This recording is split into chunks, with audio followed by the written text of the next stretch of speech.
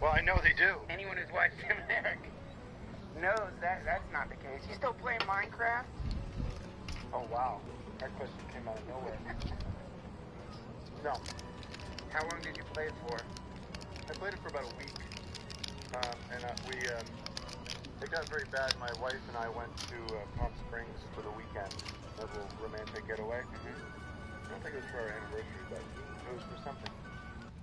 I spent the majority of the time in my hotel room playing Minecraft. It's horrible getting addicted to video games. Yeah. It's a terrible addiction. Probably I'm eating a donut right now. They like it. That's one of the requests we had. Really? Because the last time you were on, you ate the whole time. Okay. Well, that's what I do. I eat. There's also music playing in the background. Is that part of this thing? Oh, I didn't even hear that. Yeah, there's a record playing. Very distracting. So, you're addicted to video games. I am not addicted to video. I don't play video games very much at all. But I got intrigued by that Minecraft game because it seemed interesting to me, and it was kind of really simple and almost like a mindless thing to do. It's like sort of like solitaire or something. What do you think's underneath that? What are you trying to escape from? I'm not trying to escape from anything. What are you hiding from? I'm not hiding from anything. I put myself out there. Hold on, I got a couple of questions that Mark Merritt's gonna.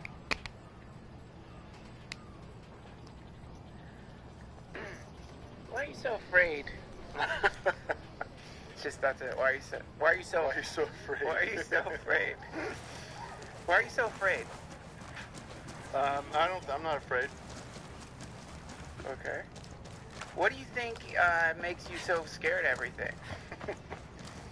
I'm not scared of anything. He's history. What do you think? Why do you think your this one's tough. Why do you think your marriage is on the rocks? My marriage is not on the rocks. Watch for civilians. We don't want to kill somebody by mistake. What do you when you hide behind these absurd characters? What's really behind that? Nothing. Okay. Those are all those questions. That's funny. So, have you gone down to Occupy Wall Street again? No, we went, a couple weeks ago. We were there at the very beginning of the movement, I'd like to say. Don't you think? Yeah, that was right when it was starting. They were just getting their tents out. They were just setting up camp. Yeah. Hold on, they're gonna see you. What were your impressions of it? Well, it was... Have you addressed this on your show already? We've talked... Is this going to be old news for everybody? No, because there's new stuff happening with that guy in Oakland who got hit with a canister. Terrible stuff. He's in the hospital right now in critical condition. Yeah, what's that update? What's his update? He's still in critical condition. I saw this morning. They say he's not... his friend went on... did you see that thing? I posted it. His friend went on... I don't look at your sites.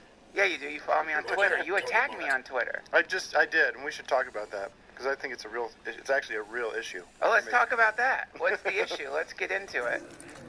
Well, if I recall, I sent a private email to you and a couple of other of our friends because we have a little bit of a social gang. Yeah. And we plan, like what are you guys doing this weekend? Those kind of things. I had sent a video attached to one of the replies that was to the effect of "sounds good to me," and I included a music video, which what's the was video this again? really I can't remember, but it was some like really horrible pop singer, really funny Euro pop kind of thing of him singing "Sounds Good to Me." Yes, I sent it. It's obviously a very funny video. Yeah, very, very funny video to go on. Within 2 minutes of me sending it, you tweet the video. Yeah. Without mentioning that I had sent it to you. Well, where did you find the video? I looked it up. I searched for you on YouTube. I searched for "Sounds Good to Me," and every once in a while you have those happy accidents where you stumble onto something wonderful. So I tweet this video. You tweet the video, hey guys, check this out. No, I didn't say that. I said... Maybe you made a joke. I said this is what they're using to interrogate prisoners at Guantanamo Bay. Right. This was by the way, after a week after this, finally deciding to follow you on Twitter. Yeah. And it just is like a punch to the gut, because I just think it is, you know, there's some things that are out there, and everyone, you're getting sent stuff from all over the place, and you don't feel like you have an ownership over it. But there are other things, when somebody sends me a video that I think is really funny, that obviously doesn't have a lot of hits, and I share with my audience, if somebody like Doug or somebody, you know, like Mark or somebody sent it to me, I'm going to credit them for that, for finding it. Right. Which is what you should have done. And then what did you do after I tweeted that? What did you do? I went on a rant, I think, about... How many followers do you have? 175,000. So you tweeted, like, I think it was a string of 5 tweets to 175,000 people. And I think you hashtag Dane Cook in one of the... No, I didn't. Yes, you did. The proof's up there. I mean, it's... Really? Yeah, it's up there. Okay. It's still up there. I don't usually use him as a guy I make fun of, so maybe. I'm pretty sure. I was very upset. I was seeing red the whole time. So you were really mad. I wasn't really mad. I mean, I don't really care about any of this stuff. But it was fun to be mad at you about that for a while. Marilyn, my wife, was very upset with me that I was mad about it. So what let me tell you my side of the story. Oh, there's another side to the story? Yeah, I'll tell you my side of the story. I'm done eating that donut, by the way, so everyone can relax. I was on the road, I believe. I was out of town, and I tweeted that. I was bored, wasn't really thinking, thought of a dumb joke for it, tweeted it. And then I come back to the computer a little while, ad reply. Got an ad reply from Tim Heidecker. Wonder what he has to say. And it was this angry series of tweets it made. Yeah. So you think people... So your theory of the internet is that you have to credit people who find something. I don't think you have to, but I think it's... what if it messes up a dumb joke you're trying to make? I think people will understand if you say the joke and then at the end in parentheses, thanks for the link, or, you know, link via Tim Heidecker. It's internet protocol. I don't regret it. It's a pretty... I think our friendship survived it. Yeah, I guess it made it... I think it taught you a lesson. But now here's the thing. You say that you weren't really upset about it, but Natasha told me that when you guys were at trivia, you were still talking about it. It could be. I mean, I was... I mean, listen, it's small. It needed to be discussed. Well, it's a new etiquette. You know, it's like the emergent etiquette. No one knows about your rules about the internet. Yeah. Right. Well, it's interesting. I mean, I'd like to get some other opinions on that. Maybe I'm wrong. So if anybody out there disagrees with the etiquette of crediting found links. Can you imagine if you had to, like, every time you said anything, you had to credit the person that you got the idea from? That would be a mess. Yeah. It's like we've rounded them up. I think it's a little different. I think there's a cost. What do you get? What do you exactly get out of a credit for a link that you found? Because I like it when I get when someone says, "Yeah, I do like it." What do I get? I get the acknowledgement that you respect me. So that's what it is. You want to be loved. I want to be respected. I don't care about being loved. I need to be respected. You want to be. I need respect now. You want respect.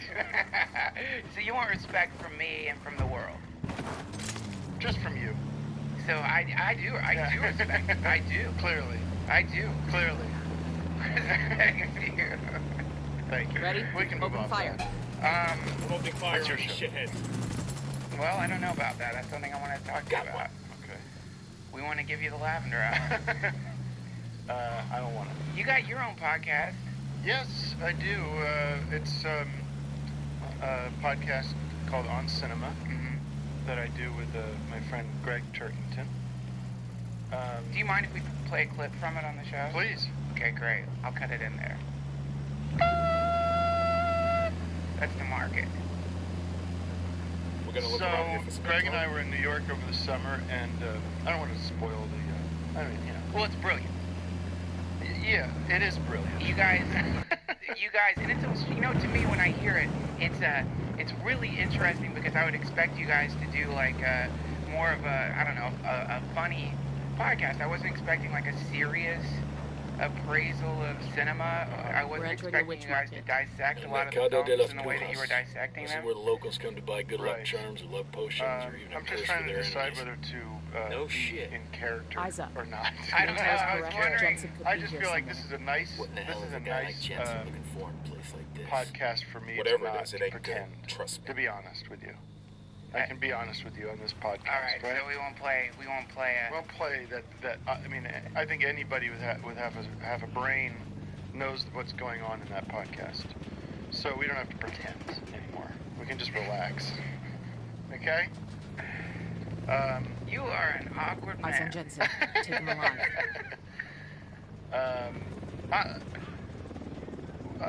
Here's what I'll say about that podcast. Okay. I'm proud of myself for learning through the help of a friend, who I will credit, Simone Turkington, who has her own podcast, the Dunkin. Show me your hands. Do it now. Learning how to set up a podcast on my own. I'm an American citizen. Stay where you are and put your hands on your head. Don't make me tell you again. It's an amazing technology. Yeah. I'll say that. And the ability to broadcast something. And for me, that podcast is about consistency and trying to maintain it for a long, long period of time. Yeah. And I think Greg is of the same opinion that we want to see this podcast go for as long as possible. You know, in years. Right. That there would be a consistency to it. And we've structured it to be fairly simple to do and stress-free to do, so that it doesn't become a burden in that way. But we want to just, you know, do it for a long, long period of time. Do you ever think you're going to advertise on it? No, but we are talking about doing some bonus episodes, some paid episodes, to pay for our staff. How much you full-time staff on the show. How much are you going to charge per episode, do you think? Like $2.99, like $300, something like that. Get your goddamn hands off me! You try that shit again and I'll put a bullet through both of you. Do you guys do it once a week? Now shut up and move. Yeah. But it's not even once a week. It's like just randomly you release. No, it's been consistently once a week. Yeah, it comes out on Monday nights. I missed the last one. Okay. What was the last one? The last one was Run Lola Run. No, was it Run Lola? It was Carlito's Way. I haven't seen it. I don't want to see that movie. Spoiler. I don't want it to get spoiled. We got a sniper. Get down. So yeah, that's been fun. It's been a fun project. Very distracting for me. You look very perplexed. Do you have you been watching The Walking Dead? Yeah, I have. Is this one of those shows where we recap TV shows? I don't know, man. I don't know. It's just because I gotta say I watched. Well, there's like a recap of that show that's on AMC? Yeah, like a talk show? Chris Hardwick does it. Yeah. Talking Dead. That's like, I don't know what I think about that. What is it? I haven't bad. It's just, I mean, listen, whatever, I don't know. People, a talk show where they're just talking about a TV show, just, no matter how they try to zazz it up with some humor, it just feels weird to me. No offense to anybody involved. I don't know. I tried watching it and I felt really sick. This is bullshit. Watching it. You can't just arrest somebody for going to a fucking market. Save it, Jensen. We know all about you in the cartel. What I don't get is this. You're a scientist, right? Yeah. So what the hell were you doing at a place like the witch market? Yeah, I was wondering how they do isn't that. just about Is it solvents like a and pimp reagents. that they just sit Not the around way in a I do it. circle? Or? I get powder it's from like the brew host that speed the process Bill along Maher or and make the result more It's like a real-time... Yeah? Like what? Only like, about one fuck specific you. TV That's show proprietary that's basically information. just a you want my zombie secret recipe, you gotta pay for it. Do they argue about the characters? I don't know, because, you know, that show, I don't really give a shit about the characters enough to know who they're talking about. I don't know. The show's not that great. But I'll keep watching. You don't think The Walking Dead's that great? No. It's not that great. It's great. It's not that great. It's great. Well, what, I mean, what do you like about it? I mean, the zombies are... The zombies? Yeah. I've never been a big zombie guy. I never found zombies that scary because they don't seem to be that good at... You know, they're very easy to deal with. Well, they're retarded. I'm a scientist. Yeah, really slow. So, it seems like they're literally they're retarded. Yeah. They're like a hive of You got no fucking right, you hear me? disabled people. You don't have any legal jurisdiction here. Even if you did, I'm a U.S. citizen here on a legitimate work visa. You're facilitating the manufacture of an illegal substance. An illegal substance that provides income for a gang of rapists and murderers. Not my problem. I'm not holding a gun to someone's head. I'm not making anyone take any drugs. People make their own choices. That's what individual liberty is all about. Fair enough. Take this fuck outside and shoot him in the head. Wait! What the hell? You're right, Marcus. We don't have legal jurisdiction in Bolivia. So I'm gonna exercise my individual liberty and ask my associate here to blow your goddamn brains out. Wait! You got something to say? Look, can we make some sort of a deal here? Sure we can. You tell me what I want to know, and I won't put a bullet in your sociopathic skull. Fuck! Fine. I'll tell you what you want to know. That's all I'm asking.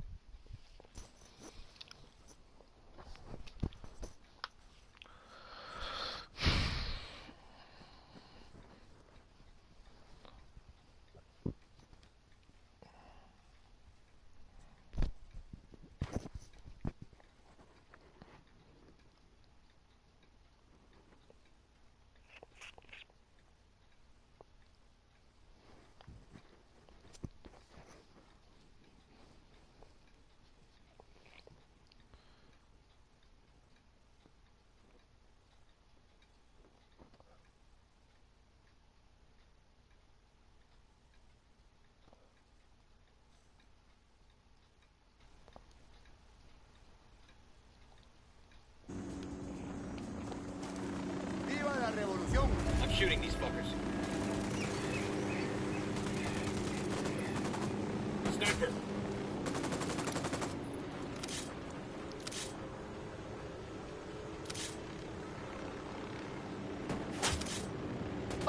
Fire! Copy. Target marked. Innovation versus experience. Technology Weird. versus tradition. Youth versus age. La Gringa versus El Yayo. I had been hoping they would complement each other, but they could not get along. They were too different. I have been producing cocaine this way for years. That's exactly the problem. Our product was so good, the demand was only increasing. We couldn't keep up. I don't care how you do it. Science, tradition, or voodoo. Just make more.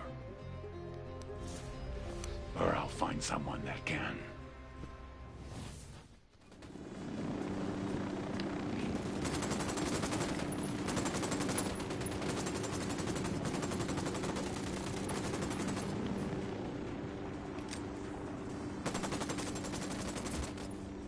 Guys ready?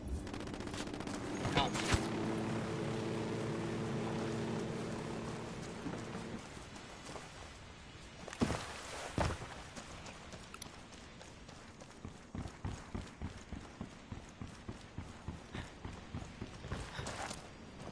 Sniper, take cover! Shit, we've got wounded down troops inbound.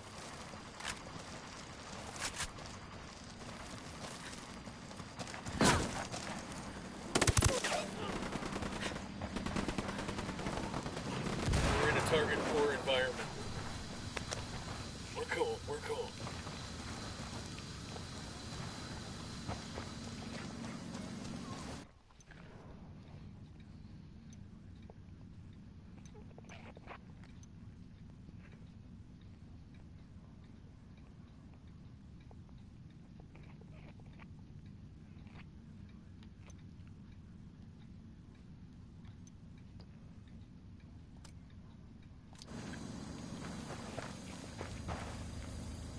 Sorry about this, brother, but I gotta have the car.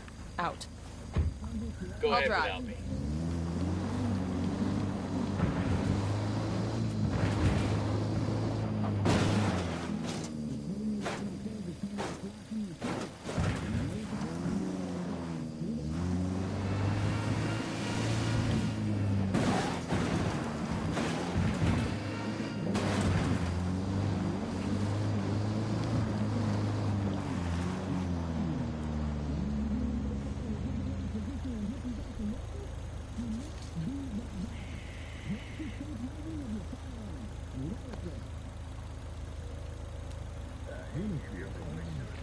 Hey,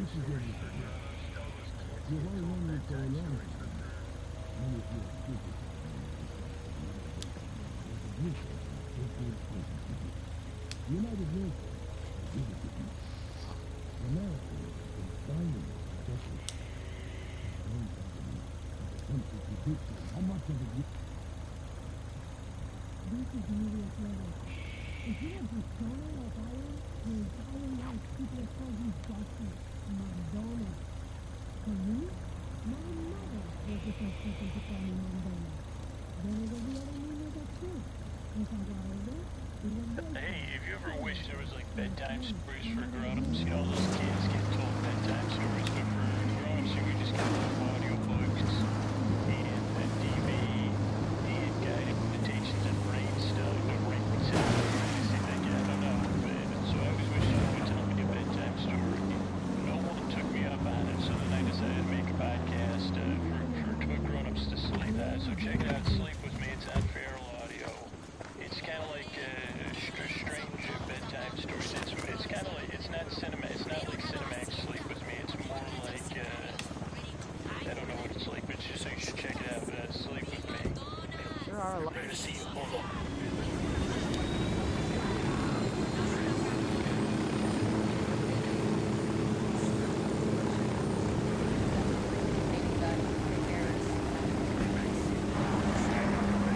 Helicopter incoming.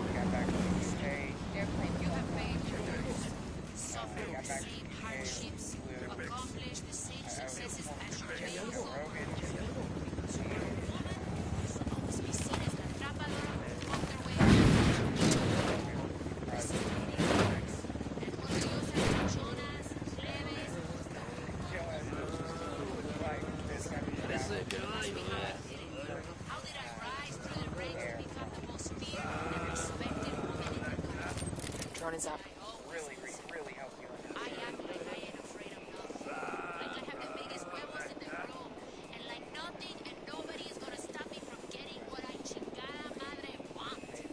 I used to have an air band, like where everyone plays an air instrument called air band. Damn thing.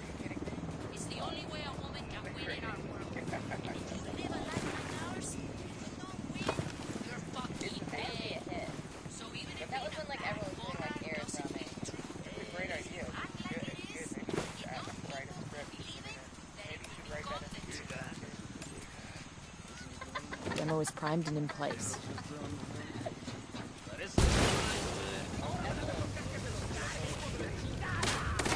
Go back. Never gone. Here. Get the cover. Move.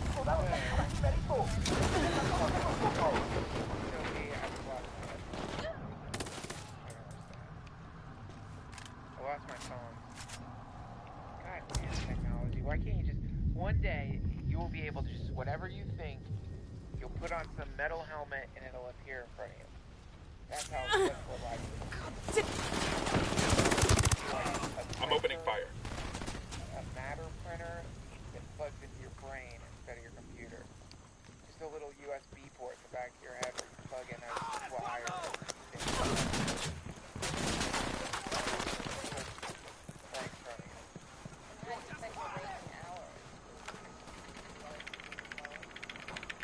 you. Nicely done. With less cartel stations on the air, the rebels will be able to move into the area. Your waking hours with your creation helmet on, making turkeys and ice cream, sodas.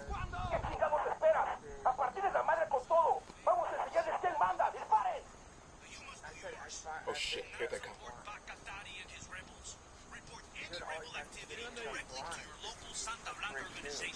would you leave anything alone? Yeah, like you would be creating like think of like pâtés. Is it imaginary food? No, it's real. Wait, so just speaking of pâtés and eating rich food, can you just explain your airframe?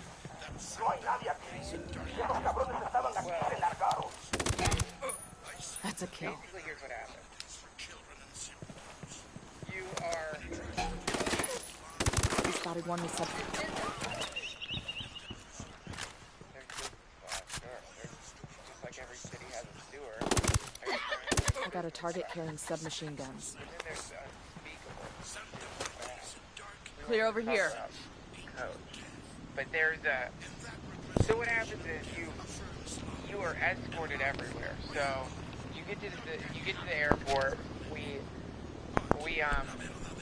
get to the airport and a woman dressed as James Bond comes out and just escorts. You mean a Bond girl? A Bond girl comes out and escorts you into this lounge.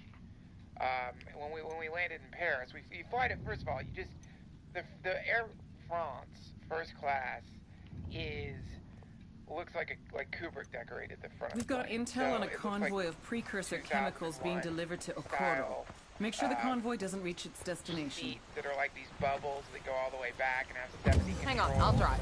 And the whole time they're feeding you French food. So they're desperately trying to feed you. So they can, I mean, you get the sense that you do get the sense that you ask them. You get the feeling that that's like on the table. They bring you dish after dish after dish of like incredible food. So on our way there, the woman apologized to me when she was about to cry. And she's like, we only have business class. And I didn't know what that meant. I'm like, oh, what? And then that business class was like sea bass and endless amounts of wine. It was really good. And then on the way back, they had their regular menu, which was like foie gras, cheese, weird ancient cheeses from the tombs of Christ. Like, just... So now you know what it's like to be rich, a hot single chick on like JJ. That's probably where you land. You probably land in first class. You always say you can't believe. I've got a visual on a cartel truck loaded with precursor chemicals. Let's light it up. I would not fuck for it. It depends on who the guy was, I guess. That would be a girl. Oh, a girl. Oh, but that's a whole different. That is not what it would be. That's not what it would be. No guy has ever been seduced by a hot girl who's like, let's fly first class Air France somewhere. I don't think that's ever happened in a million years. Call the rebels for some indirect fire. In 100 trillion years, it's never happened. It's like, the guy is a, you know, there's some sad guy. I saw some rich people in the lounge in Paris. We had to connect, and they when you get out of the plane, someone picks you up in a limo. The demo's primed. Drives you to a secret Air France lounge where it's just... Maybe we don't get the That's truck one cartel truck off the road. Hope the locals like the fireworks. Guess we're done here. Are the richest people on the planet. It's just right below owning your own jet. So you're sitting there, and all these wealthy people that in my mind, are all just like trust fund lunatics and like inheritors of massive The local refinery chief is bringing in precursors for the cartel. Talk to this guy and convince him that working with Santa Blanca is bad for business. But they're all like, you know, they look buttered. You know how rich people kind of look buttered? Like, it looks like they've been rubbing, I don't know. It looks like they've been rubbing unicorn semen into their face for their whole lives. So they have this kind of sickly glow. Like, they look healthy. They look abnormally healthy because they've been eating good food and stuff. But they also look a bit, I don't know what the word for it is. I think buttered. Buttered. They look buttered. Okay, let's go to commercial. Yeah, I don't know. I think that there is definitely another dimension. What Air France? We got a sniper. Get down. There is another dimension that might feel existed around us, but that you really there is another dimension where people are existing in heaven or I don't think they're in heaven. I'm shooting these fuckers. To think that rich people are all in heaven is naive. Well, no, I know. We want. This is. I'll tell you my story that I've always Open told fire. myself. What the hell are you doing? Take cover. Matter. I'm sure inside there and stuff. I think this is something rich people's PR people got out of it. Listen, you're going to be living an incredible life in this dimension. It's not fair. You're going to be experiencing. You will never know how lucky you are, but you'll kind of understand anytime you go out into the crowd and see this sad, withered humans out there. So we got to come up with some things to tell them to make them less pissed off, or they're going to take this away from us. I really liked that Dr. Bronner documentary we watched last night. That was really good. He was actually quite inspired. Yeah, because it's capitalism how it should be. Like, he never lets himself make more than 5 times what the lowest employee makes. They give every employee $10,000 to $40,000 bonuses at Christmas. And, you know, he says at one point, I forget who it is, but when someone's making $5.2 billion a year from their corporation, it's the little people that are suffering. It's the poor in their corporation. They're getting paid shit wages. And that's just not the right thing, because then people are getting, they're having to live off of $8 an hour, or whatever it is before taxes. Oh my God. Having to drive, spend they have to work Get ready, probably fire. 40 to 50 hours a week. And they're doing the shit jobs. Yeah, and that's so that the person at the top who has the control to manipulate is able to keep it all to themselves. Yeah, and that's not going to last long. But Dr. Bronner is a good example of how, he's a little crazy, but... I don't think, you know what, I don't think anything's changed. I think what's going on right now is the same thing that's been going on forever. I don't think anything's different. I think it's always like this. No, because they've gotten smarter, capitalism evolved. Yeah, but they figured out, we can not pay taxes, or we can, they used to think morally they had to, give people bonuses. But now once some people stop, then everybody stops. But I think it gets worse. It's a virus. But when I mean it hasn't changed, I mean what's happening now is that its inner core, the same thing that was happening when there were kings and royalty. Only now there's the appearance that these people, and some of them have, the appearance that these people have earned their wealth, they deserve to serve, and then the people serving them can leave anytime they want. But it's still innately the same. It still feels like it's sharecropping, or it's just the same system. It's like human society always ends up conforming to this weird system where the majority of people end up at the bottom of the pyramid, and a very small amount end up at the top of the pyramid, shape-shifting into reptilians, and staring out into the world with a kind of sneer as they just engulf and consume the delights of the world. I'm sorry, but I went full step. You don't know what full step is. But I mean, that video game topic? No, it isn't. In Star Wars, the Jedi, when they turn evil, and I know I shouldn't even say I'm a Jedi, but I wish I would. But if I was a Jedi, save that for your children. If I was a Jedi, Air France would turn me instead. You're just like, well, fuck, man. What am I supposed to go back in the coach and start doling out little bits of my foie gras to these fucks? Well, everyone's farting. What in Air France? I wonder if there's a story about this guy who flew first class Air France and went up to a kitchen coach. That's what it's like. When rich people do nice things, we still, you can't fix the problem. They know that. You can't fix the fucking problem. No soup kitchen is going to change the fact that you were just given slippers, pajamas, and a glass of fine French wine for your flight. It's almost like, let's say that there's 10,000 gold coins. Okay. And you're kind of in charge. Yeah. You're the smartest person. Great. And there's 500 people. Okay. And you decide if you spend one. Yeah. You keep the rest. Yeah. That's it. That's like what capitalism is. Like, you could give them more. It's just why? Well, why? Well, let's look at it the best version. The best version is this. You are super smart. You found an old map. You were able to decode the pirate code on the map. You built shovels, and you went out with a couple of your friends into the jungle, and you spent a year fighting tigers and snakes to dig up this treasure, which had to been at 100 gold coins. Or 500 gold coins. And then there's 50... You hire all the people to help you get the treasure. Well, let's say you hire 4 of them.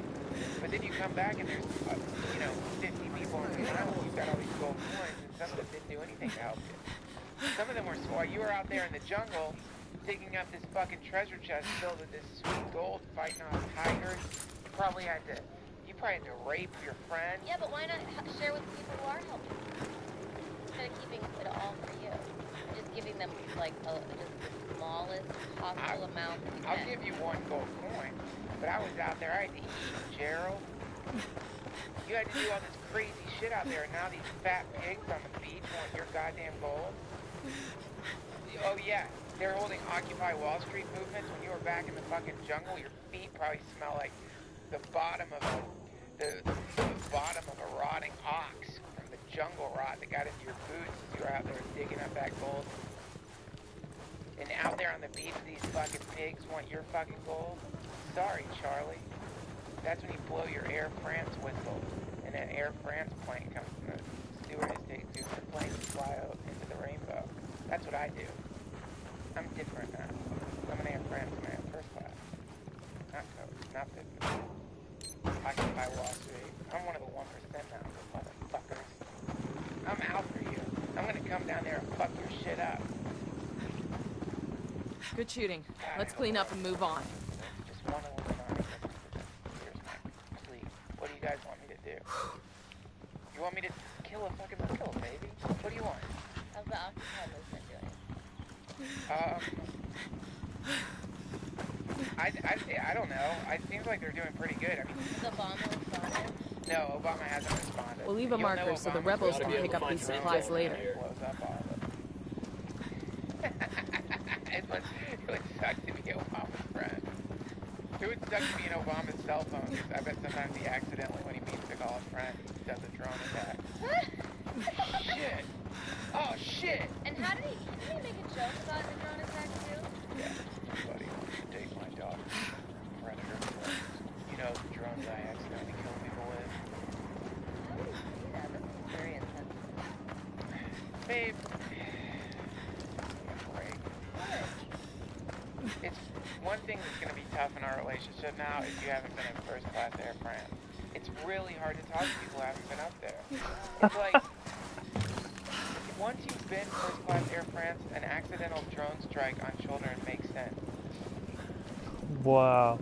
It all comes together in this beautiful way. It's the missing puzzle piece. Once you see that, you're like, oh, I get it. This whole puzzle I was looking at that I thought was the symbol of Baphomet, the goat-headed transgendered god of power. It's not. It's a puppy. The one missing piece was Air France. Now I see. You stick Air France into this puzzle piece where all the other pieces are accidental drone strikes and oil wars and wars over, I don't know, opium and electronics equipment or whatever we fight over. You see Air France. Once you see, oh, you do these wars and you get first class Air France. Oh, that makes sense. You do understand this is going to be on the internet where a lot of our fans perhaps aren't capable of irony? Well... Not our fans, but like, there are people who will hear this. That's one problem with the internet and with society. People aren't that smart anymore. When you advert approaching, stay down. Well, I am serious. Do I seem like I'm joking? I'm deadly serious. I have one place that I need to be. Every minute that I'm not in first class Air France is a minute that I feel like I should put a gun in my mouth. If I commit suicide, I'll tell you what the fucking suicide note's gonna be. A printout of how much one of those tickets cost next to my bank account. My bank account power. 10,000. The UFC, man. Those guys pay for the whole shebang. But that is, for first class, $10,000 to France. It's only, I bet a regular price ticket is like 2,000. So it's really not that much more. Just 8,000 more. Well, it's like 4 times as much. Dust in the wind, man. Still a lot. People fart. When they 2,000 of these people are up there with the reptilians. They said that I was not a reptilian. They don't. People like clutching their purses as they walk by. Oh, no. They don't carry money. You think they carry money? They don't carry money. They have some kind of, I think they have like a diamond or a a pyramid-shaped crystal in their wrist and they just wave in front of cash registers and get whatever they want. When I lived in Australia with that old guy when I was in my 20s. The inflatable guy? He collected inflatables, yeah. Did he have an inflatable fetish? No. He was just very eccentric. No, he didn't, Duncan. I would tell you. You just asked me and then you whispered, didn't you? Because I saw... He thought it was, like, eccentric to, like... I don't think you understand. Collect inflatable... It wasn't just dolls. It was, like, inflatable, like, art. Like, it was, like, oh, yeah? Mona Lisa. And, like... He had an inflatable Mona Lisa? Drone is airborne. That's like... Anyway, that's not the point. Yes, it is. No, Can I... That's the only point. Everything after you hear someone collects inflatables. Yeah, the inflatable... who's the artist who did the Scream? Munch? Yes. Well, wait, I want to know this. Can I just finish my... No.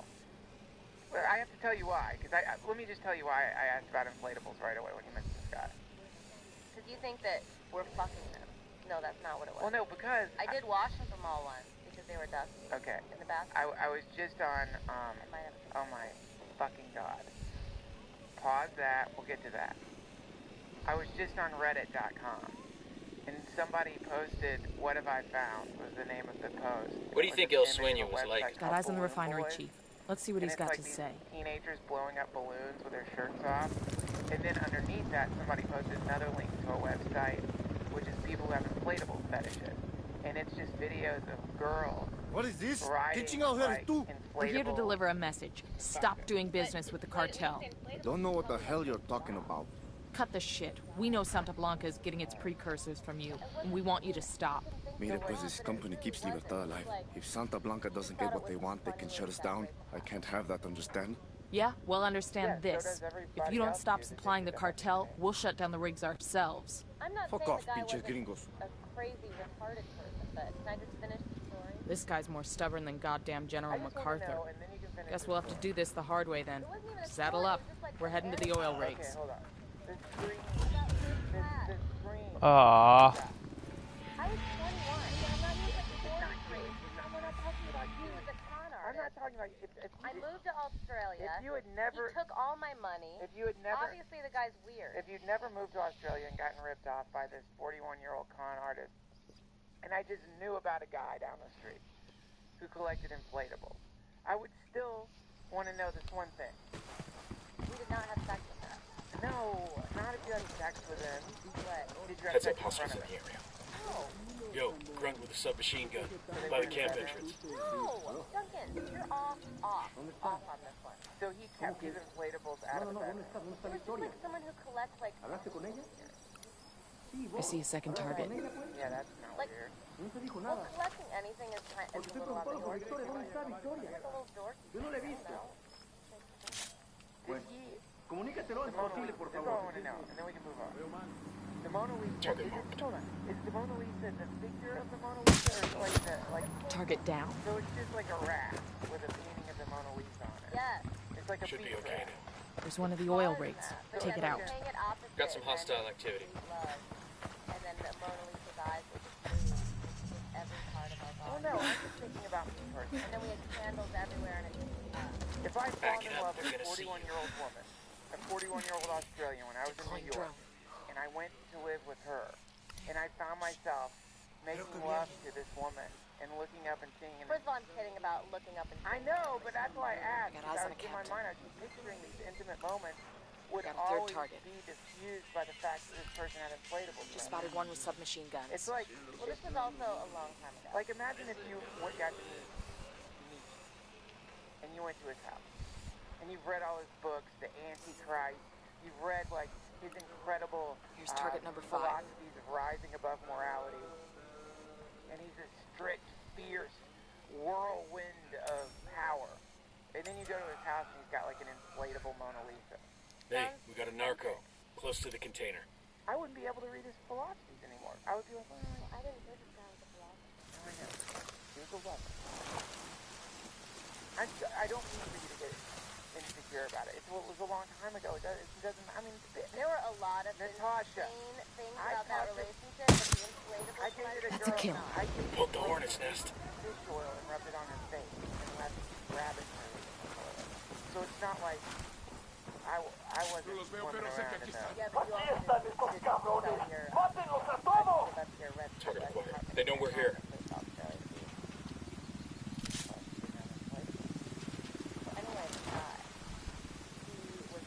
Got the target.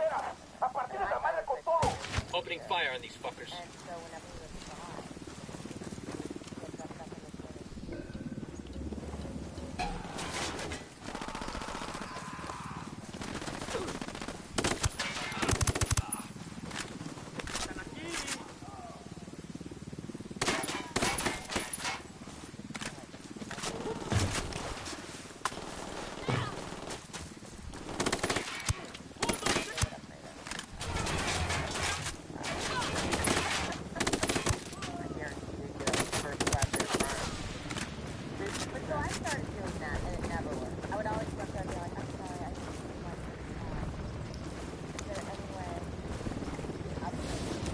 Frag out.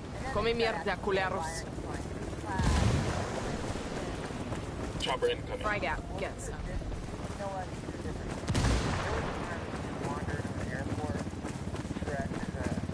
Chopper, down, down.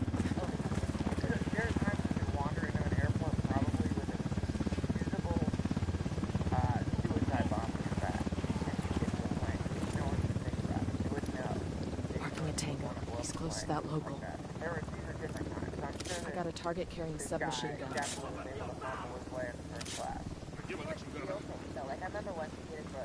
Eyes on the target.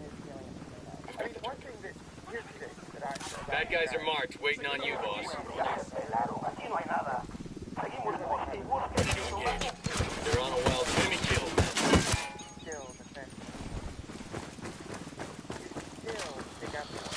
They're over here.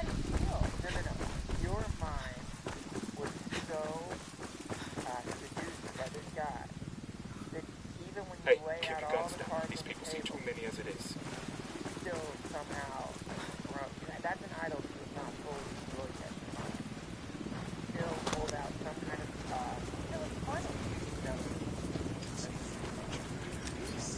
Frag out. Come mierda, culeros. Frag out. Hold on.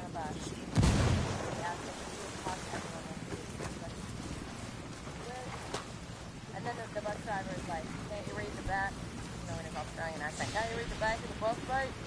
And the guy was like, are you assuming, sir, that I can read? And he would like start this whole like...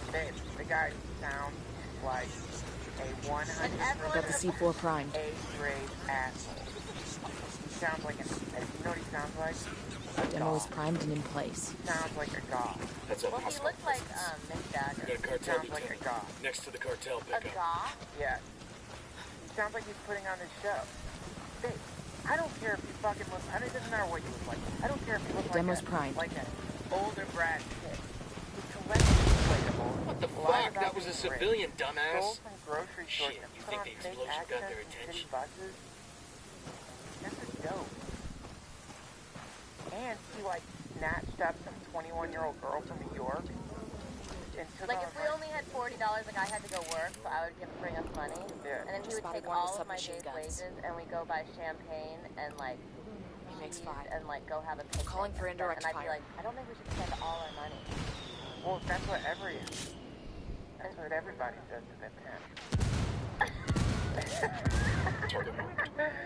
Daddy, I don't think we should spend all the money I made for you today. Got the target. It's, I mean, like, from your Opening perspective, fire on you these were in shitheads. it. But all he wanted to do was, like, sit facing Okay, where the we're still roses, alright. like, where the rose garden was. So all he could smell roses, drink champagne, That's not all he wanted to and do. go on a boat. That's not all he wanted to do.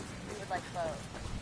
All he wanted to do was pump Yo, 21-year-old a new need out with a minigun. money. Near that stack That's of all he tires. really wanted to do. Everything else was a trick that he was playing on you to manipulate it. All it was a show. An affectation. This guy was just putting on an act. It's an obvious thing. The guy's doing an extended show. The guy was always putting on a show. Target acquired. Anybody who, even though it is kind of funny, but anyone Target who's like, down. you assume my degree. Well, he was a lawyer. Oh, I'm sure he was. I'm sure he was.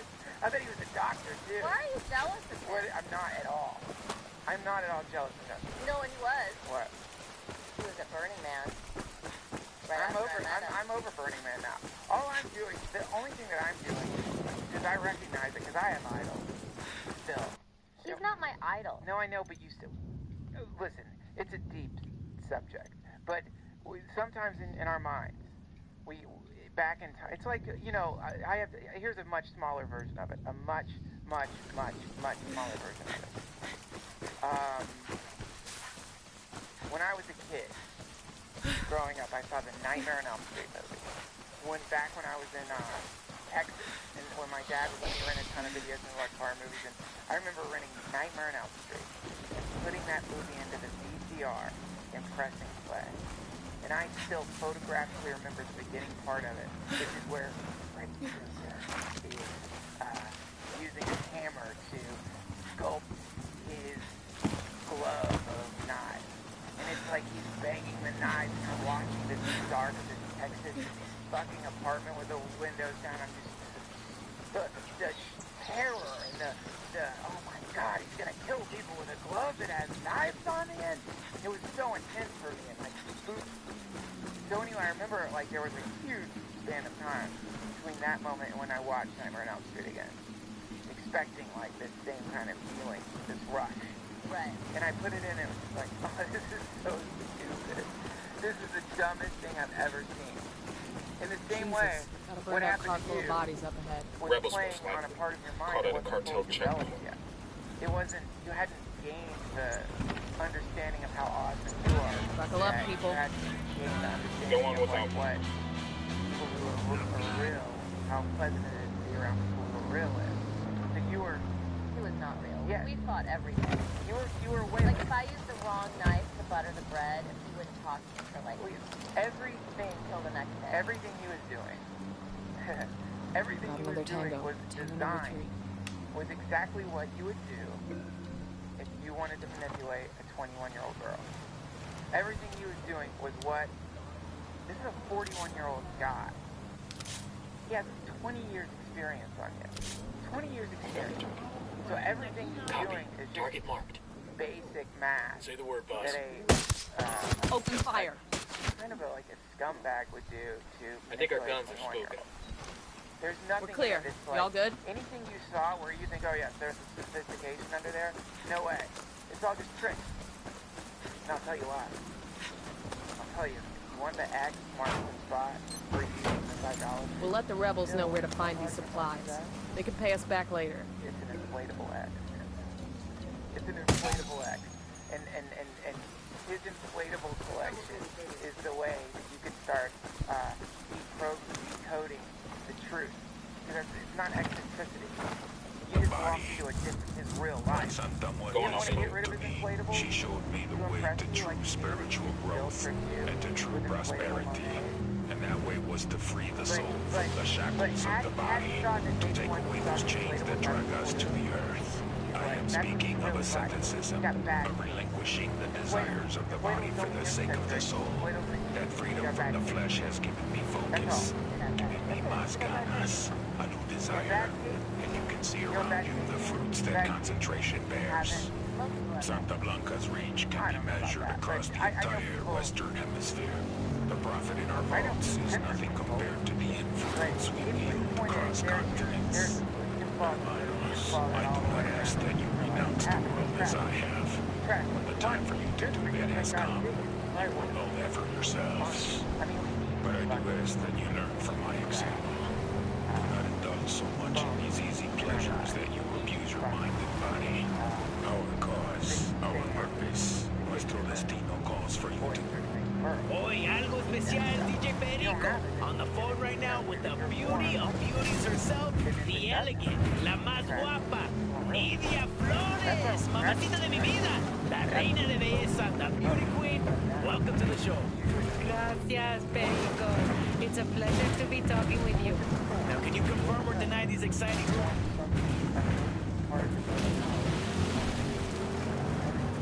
Every time, when you look back, sometimes it just takes longer for the girl to stand up to us. Some people don't understand that they're so irritated by the thought. Every comedian you find out, oh, your parent died, both your parents You died. had a terrible bedwetting problem. Your face We've got enemy flat. activity nearby. Yeah. Eyes on a Always pair like of grunts. some crazy. At the entrance to the You know, camp. it's not always horrific, but it often is. Yeah, it's always a, Something has to make it money. That's what people don't like. That's the thing. Signal's all bad. We're jamming the drone. Something terrible's happening in your life, whether it's a basic thing like a breakup, or whether it's a more intense thing like your parents dying, or even a more intense thing, who knows what, dying, cancer or something. Chopper inbound. All the various inevitabilities that happen in your life. Now, the cancer's an inevitability, but disease certainly is. When you're in the midst of these things, that's when you have this amazing opportunity to turn a circular pattern into a spiral pattern, into an upward spiral. So instead of like going in the circle, because usually the cycle goes, life is happening, then there's some happiness, then the happiness is disrupted, and that's followed by moments of sadness, and then it goes back to whatever the happiness was. And there's often little change in that cycle. That's why you'll hear people be like, man, this always happens to me. Guys always do this to me. Or, you know, sometimes girls will be like, why are guys always doing this to me? Or sometimes guys will be like, these bitches are always blah, blah, to me. And they have this endless looping cycle in their lives, and you know, that creates the exact same event with a different person or a different job or a different whatever every single time. But if in the moments of disruption, whenever the crazy shit starts going down in the cycle, you can start creating mindfulness, space mindfulness, and try to be alert and not let your mechanistic urges kick in that are the things that are. I got one narco. The fuel tank, see? Same event will kind of happen. You can't Target's marked. Standing by for go order. But the turbulence won't be so bad. Roger. Target acquired. The event won't be so dramatic. And then the next time that shit comes up again, say the word. Maintain that same mindfulness. Try to react in a new way, and then now you're in a spiral. Yo, cartel gunman. Instead of a near the truck. You know, that's the secret. Which is the first step is knowing whenever the shit is happening to you, the terrible things are going There's the down. last of the oil rigs. Let's light it up. In your life, just know. That's Jesus sending you a bouquet of flowers. You just don't realize it. Jesus flowers look like flowers. Wait, I'm not an acid. Okay, we're gonna get the commercial. We're back. Sicario over here. Close to the truck. Hatch her baby. Target acquired. Speaking of inflatables, our dog is so fucking pregnant right now. She looks so swollen and her nipples just seem like enemy down. They're like well, they just look sore. They look like you know, like balloons when they're like inflated, like they're kind of withered but still inflatable.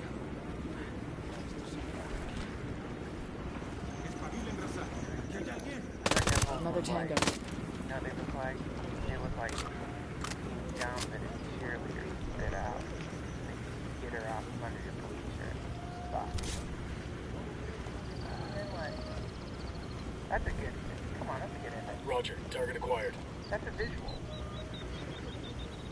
Anyway, the dog's nipples definitely look erotic. Tango down. It's hard for me to be around them. Oh, please, Duncan, don't say that. People are gonna think you're serious.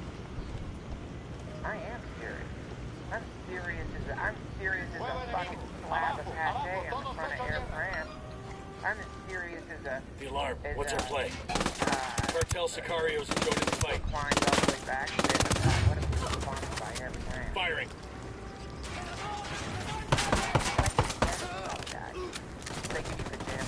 You're in trouble. Get But yeah, let's get back to talking. Oh my god, you see this dog's nipples. Jesus Christ. They really do like this. I mean, I know this is obvious because I know baby bottles are made out of nipples. But it looks like there's 6 tiny baby bottles sticking out of her stomach. They're huge. They're like gaskets. And for everyone on the internet who's like, why didn't you have her spayed, dumbass? Fuck you. It's your fault. Fuck you. There's a lot of animals. We found her like this, and the vet said it hurt her to get an abortion, you fucking assholes. That's something, you know what? Red Band came up to me and said some people are upset that you didn't get that dog, that you're having puppies. Like we wanted to have puppies. Red Band is your friend.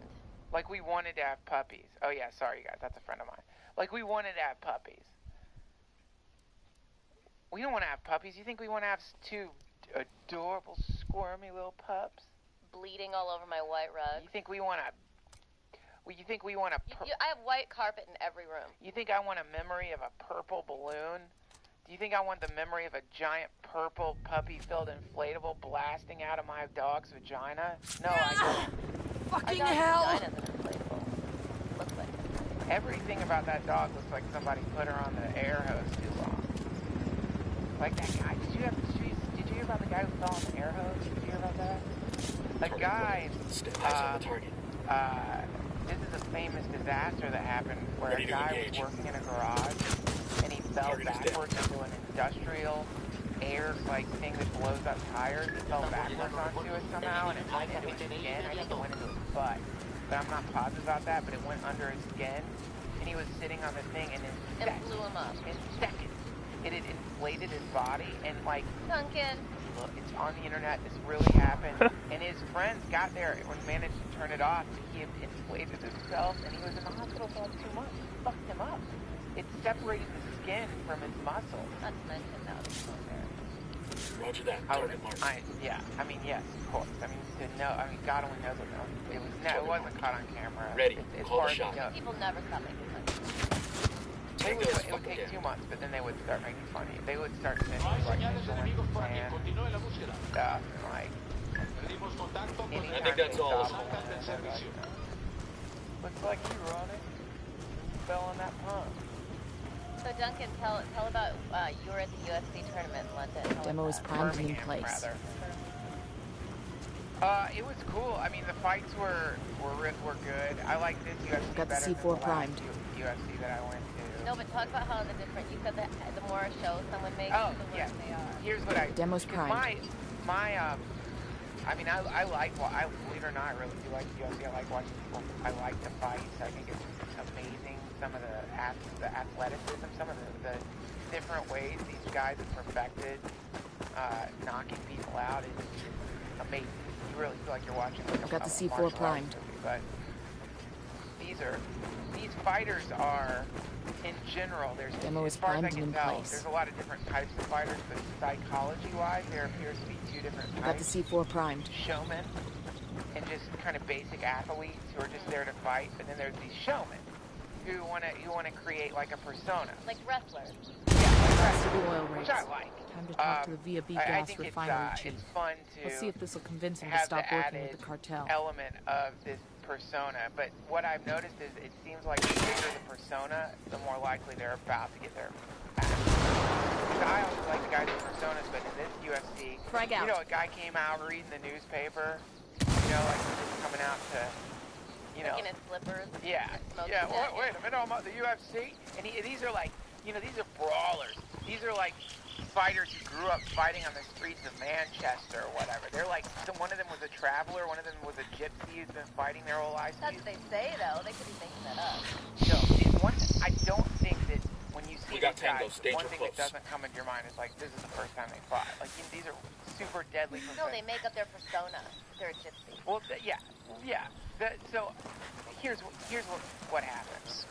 The main, his name's Leben, I believe is his name, and I was all for him because he looks like a lunatic. Heads up, we got army units in the area. Dyed, pink hair, this crazy tattoo of a samurai on his back. He's giant. Like this is a dangerous person. He's just a fighter. His head looks like a concrete block or something. Like he just looks like he's you wouldn't want to. He's the type of person you wouldn't want to get drunk around because he's in position. Deadly. Target's marked. Like he's like just say the word. You know when you're on a pit bull or something like that, you're just like, fuck, these dogs seem cool, but you know, what if something snaps in it? That you know, guy's like history. he seems like that. So I got to see him during weigh-ins. In weigh-ins, for those of you who don't know, you have to hit a certain weight to be able to fight. And so for weigh-ins, for some people, it's a very serious thing. Because if you're above that weight, then you're fucked. You can't fight. So I don't know what the deal is with Ben. I'm not sure. Let's roll. He was like, He had like 3 towels wrapped around him. He's got trainers around him. He's the main fight. He's got trainers around him. He's got towels on his head. He's spitting just to try to lower his weight, I guess. I don't know what's happening, but when the towel comes off him for a second, he's got this look, fucking crazy look. Like he's staring. He's not even staring into this dimension. He's staring into some, I don't know, a hell plane. He's looking into like a place where just fists are beating the faces of nuns into bloody pulps or something. It just seems deadly, like something out of Locked Up Rock. And is he the one who came out to the song? Here's the song he comes out to, because all the fighters come out to their own song. And it's very, very funny, the songs these fighters do. Because sometimes the songs, are off. It should always be like We Will Rock You. I mean, that's... Well, that's what you would think. But sometimes they make these terrible decisions for songs. Like sometimes they'll come out to like Christian music. I saw that one. Somebody came out to Eye of the Tiger during this fight, which I thought was like a classic. That's appropriate thing. Somebody came out to, what's the name of that song? A classic jungle techno song. This Japanese guy who's a judo master came out to a pretty awesome Japanese song. Now you can almost tell who's going to win. Because the people who come, the Japanese guy, he won. I can't remember his name. Japanese name. He comes out and he just focused, and it's kind of like someone coming out to play tennis. And the guy who's fighting, he comes out and he's got like a cape and he's like swirling his arms around and dancing and looking into the crowd and trying to stir the crowd up. And the Japanese guy's just like, oh, another day of the office. The Japanese guy killed the guy. Yeah, but say what song the guy came out. So Lieben came out to... Hey. Go away, gringos. I've already told you the answer is no. Things have changed. Santa Blanca promised they'd keep your rigs safe. They failed. The deal is null and void. If I stop supplying the cartel, they'll shut me down. And if you keep importing precursors for Santa Blanca, I'll blow every goddamn VFD gas rig you've got left. Take your pick. What kind of fucking choice is that? You're no better than El Puto Cartel, you know that?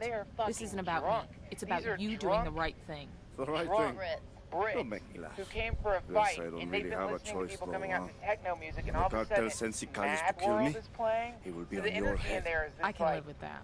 Confused moment of like, Bowman, excellent work in Libertad. cheering for Stopping him. Jensen has halted And training in then he the came province, out and losing he the lost. supply of precursor chemicals from VFB gas You has can't, you crippled don't want to production. lose, like, This will you cost know, the with the guy cartel who came out with a millions in lost newspaper, product lost. every day, which is going to hit The them where idea it is to hurts. come out with a newspaper and you win, and Thanks that's for what the a good word. badass you are. We're displacing You're to the such a next AO badass now. that you just read a newspaper before your big UFC fight, you win. But now, if you lose and you came out reading a newspaper, it's like, well, you should have been practicing more than reading the paper. That's all it says is you can't be your little trick didn't work. So, Lieben, it didn't strike me as a trick. It just made me think this guy's like depressed, or his girlfriend just broke up with him. Wouldn't you be depressed if you had to? No. If I was a professional fighter, if I looked like I could walk through a wall if I needed to, if I looked like I could run and cannonball through a wood floor like someone jumps into a swimming pool and go into a basement, no, I would not be depressed. I'd be happy. That'd be fun. I'd be depressed if I had pink hair, but I get it dyed. And sure, I know I'm a comedian. I can't be muscular like Lieben, but I would not come out to fucking... What would you come out to? Imagine. You'd come out to Daniel Johnson. I'd come out to Imagine. I would try to find a song that was about not fighting. I think Daniel Johnson's pretty good, but I would come out, I don't know.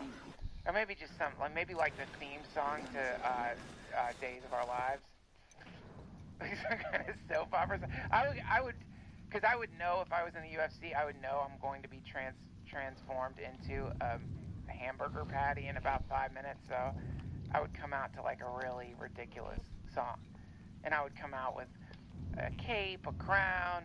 I'd wear a necklace that said King of Fighting. I'd rollerblade out there. I'd be surrounded by midgets who are dancing around me. I'd have contact lenses in that turn my eyes black. I'd have like... Why don't you do that? You can make so much money. I and then would... just lose every time. No, you don't understand.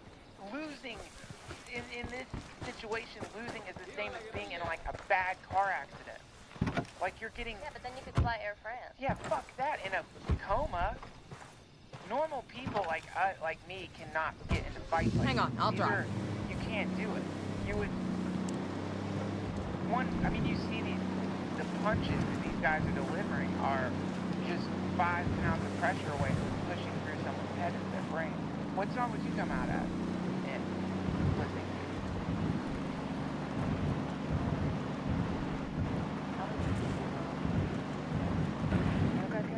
Oh. Come out with you would come out with your iPad watching the New Girl.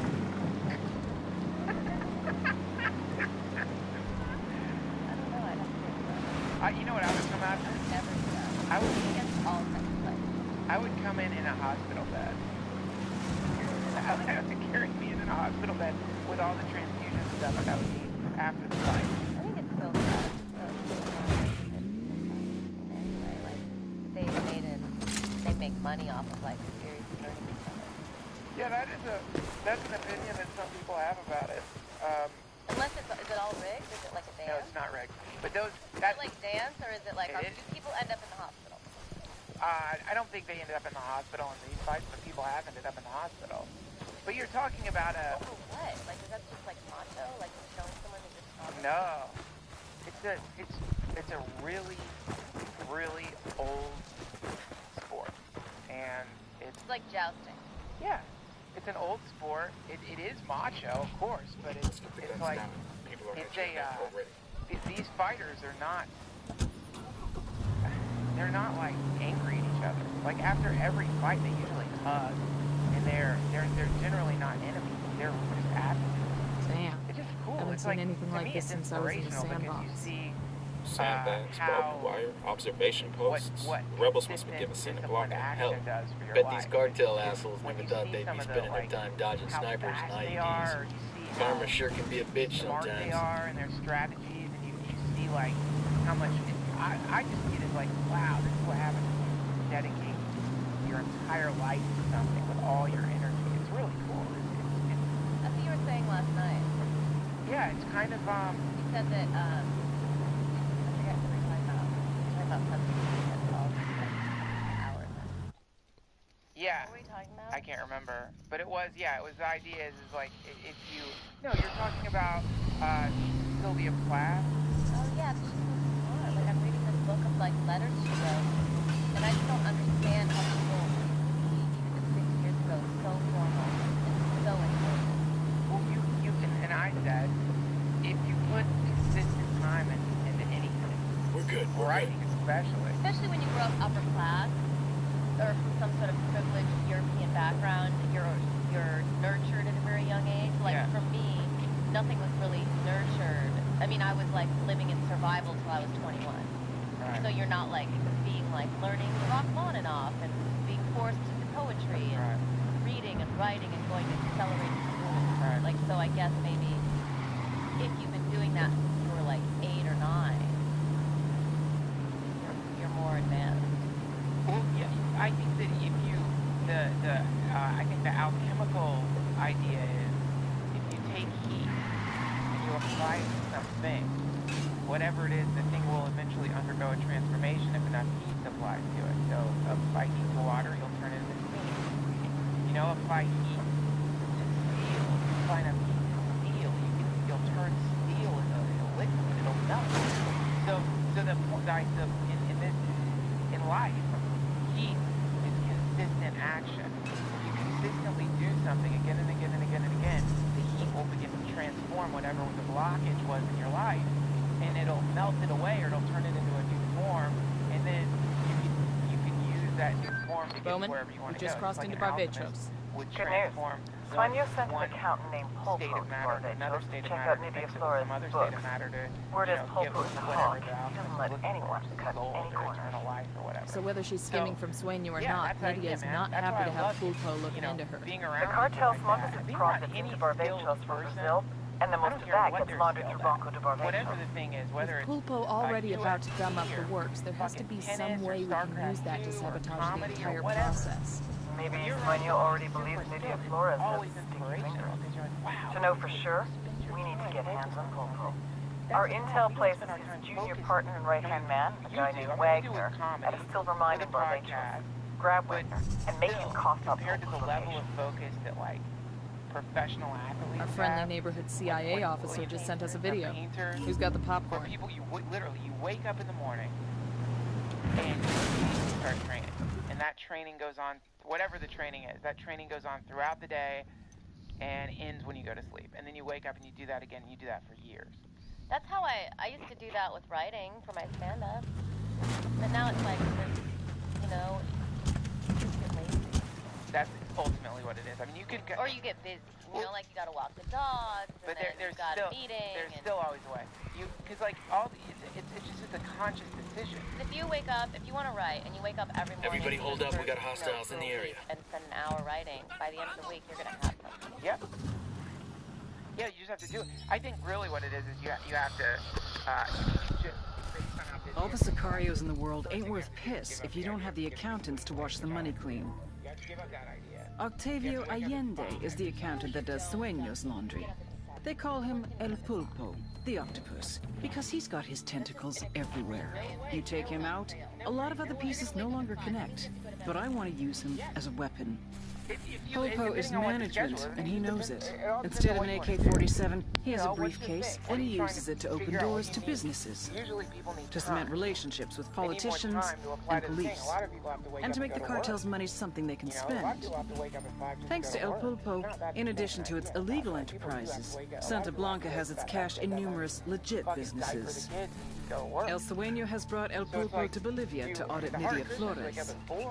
Cash from Brazil comes into Barbados, where much of it is laundered into the mining consortium. Well, I mean, that's the thing. Let's just get... Nidia's profits must be looking a little light. It's not hard to imagine an alchemist waking up at 5, feeding the raven, and going into a laboratory to transform lead to gold. I'm in. Let's go. The sun shining, and he controls the elemental forces of the universe, bends them to his will. Yeah, I guess it's hard for me to imagine some stale old acne. I don't use the acne, but sometimes I say that. I have that. It's not right now. It's not hard for me to imagine some stale old buttery piece of shit alcoholic club comic, you know, rolling out of bed at noon or something and pretending that he's doing something. I mean, I understand that, but there is like a different modality that you can go into that isn't going to... I mean, that's the other thing. It's a really weird art form, because many comedians, the moment you... And I know you didn't mean this, this is fucking stupid, but the moment you imply anything that involves, like, moderate health, a lot of comedians are like, yeah, but they're always funny for. As though for them to be funny, they've got to live this weird, disjointed, like, fucked up, sleeping late life. Clear out. I'll meet you there. ¿Qué tal? ¿Todo bien? Anyway, I guess I'm overly proud of myself for waking up at 7:30. Well, I can find it.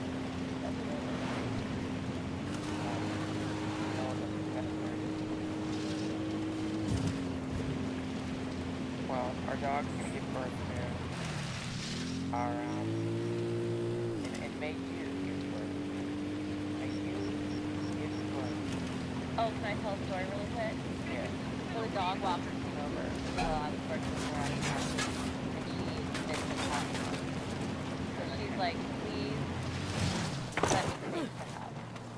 We have a great dog walker. And I was like, okay, well, I'm going to be gone. So she walked them in the morning, and she's supposed to come back at 6 to feed them and walk them again. And she's like, I'm going to go on without me.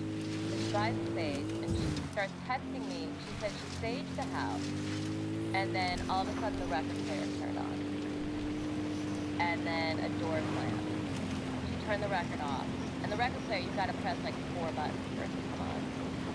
And then it started playing again. And then I was like, what song? And she said, Tammy Wynette. And that's what's in the thing. Yeah. But I think on that side, there's a song called I'm With Child.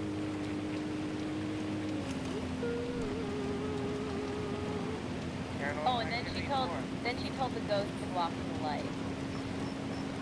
But remember that ghost? Your brother saw him in here? And he said that the guy doesn't have any love. You know what? I got it. He's like a guy from your. All right, someone told us this guy's from the 1930s. The ghost is in here, and he didn't get any love. And then he was playing Tammy Wynette, and it's all like. So you think the ghost? The ghost is playing country records while we're gone. Okay, let's look at it from the. Let's look at it from the ghost perspective. And I'm not sensitive enough to it. Bowman, this is Nomad. We're boots down in Montauk. The dog What have you got for trainer us? is like more Montauk is susceptible Santa because Blanca's she like primary places training animals. ground. They've got a number of military-style training camps in the province and bring in recruits from all over You're doing whatever you do. You're into something. And Muro is spending you don't know what big you're money doing. to bring You just people kind of in float with around special forces background to train It is cartel in this recruits. house.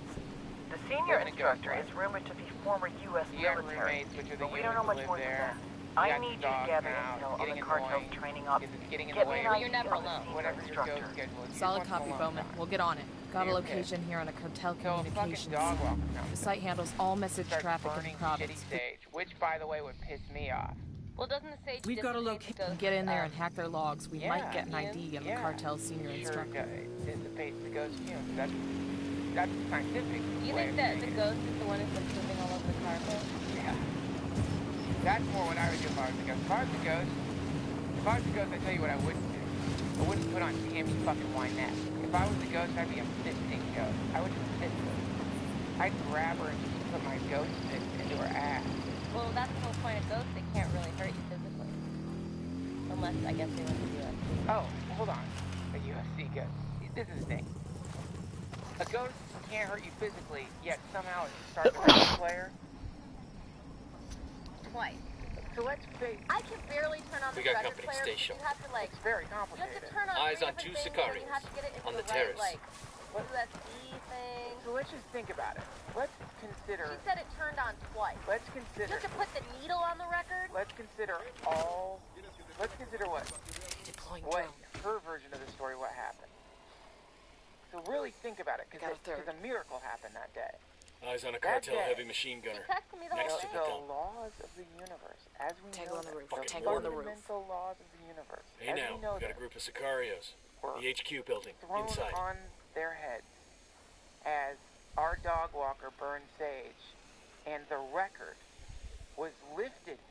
Some No, the record was on there. The needle, I got one the narco arm was lifted. near the food container. And then two buttons were pressed. Okay, so 3 buttons. So if you had been by the record player, if you weren't staging in the kitchen, if you'd been by the record player, you would have seen the record lift by itself. She's not lying. Move over. I like to think that with ghost experiences, it's fun I'm seeing to think two narcos about here, right by other the ways container. that it could have happened, like logical ways that it could have happened. It's fun to think about. You've got to like press so many buttons. It wouldn't just happen. We got a poltergeist that likes time. It'd be one thing if like there was a storm and the music was already on. This is what we're doing right now. This is very funny because this is how every Paranormal Activity movie starts. Why don't we get that seance woman over here? I'd love to do that. And invite some friends and we'll have a seance in here. I'd love to do that. I mean, clearly there's a ghost. Roger that. Target marked. I don't mean clearly, but... Got the target. You think she's lying that the record player came on twice? No, I don't think she's lying. When she specifically came here to stage and get rid of it? Well, and your brother, who is not even like... No target. Repeat. No target. The problem with the door slamming thing, at one point, that was like my #1 proof for ghosts in this house. But then I realized that if I just open the back window and open those front things there, then that door slams. What happens to the people who've had visions of the man from the 1930s in this room with the wood paneling? Copy. Target marked. Yeah. And your brother's not even... I've never heard him talk like that about anything. He's a very sensible, intelligent, rational person. Well, and he saw a man dressed up from the 1930s who was fucking pissed. Okay, so here's the thing. He was in knickers. We have a ghost in the house according to one paradigm. In this paradigm, the ghost seems to have control over basic electronics and doors. The ghost can move doors, the ghost can control record players. So we know these two things about this ghost. It is interesting, though, that the coming up on the objective now. We need to get inside and hack their message logs for intel. Let's move. The only thing that has ever been told to me about this ghost is that he has no love in his heart. So here's what we know about this ghost. He has no love in his heart. He can control electronics and he can control doors. Yet somehow, though he can communicate with us through Tammy Wynette, And he has the power. He can control physics enough to make a door slam. And something pooping all over the got a carpet. narco. Cannot. In the firing The post. ghost cannot pick up a pencil and write. Can he pick up the arm of the record? He can pick up the arm of the record player? but he can't pick up a pencil and write at the note. Why? I don't know. It's a curiosity, isn't it? He has the power to slam it. That does take energy to slam a door. No, that's just the wind. Okay, so then let's... This is a very breezy Okay, so test. then let's forget the wind. But we do know that... The record player is the ghost can control the record player. And the visions that people have The had. ghost, okay, the vision, let's put that aside. Let's imagine the ghost can control the record player. The ghost, when the ghost responds to stage with a very clever response, playing Tammy Wynette. Hang tight, I'm heading your way. But the ghost cannot type into our MacBook. Maybe he just doesn't know. Maybe like he understands records. Maybe he wasn't alive. Damn, that was close. I think he was alive when there was Sony receivers. Here we go. Unidad's firing on the cartel. Nada que reportar por el momento. Continuamos con la búsqueda de los enemigos. Las tropas hostiles abandonaron esta zona. Todas las unidades salgan del servicio. I'm just curious about what the ghost can do. I mean, I can't wait to ask her in person how the record player turned on twice. Because it really is like a 3 to 5 minute procedure to get that record player on. You know what I'm going to go do right after we finish this podcast? What? Check the level of my pot drop. I think somebody's been taking toots off of my liquid marijuana. Clear. How we doing? No. The dog walker. I love Lindsay. I'm just joking, just for the sake of comedy. I just do this in my own head.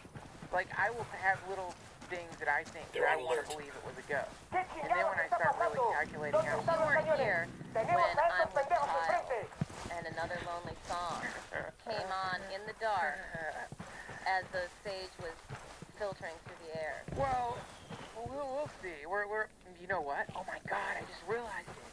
What? The ghost is going to be incarnated as one of Blanche's puppies.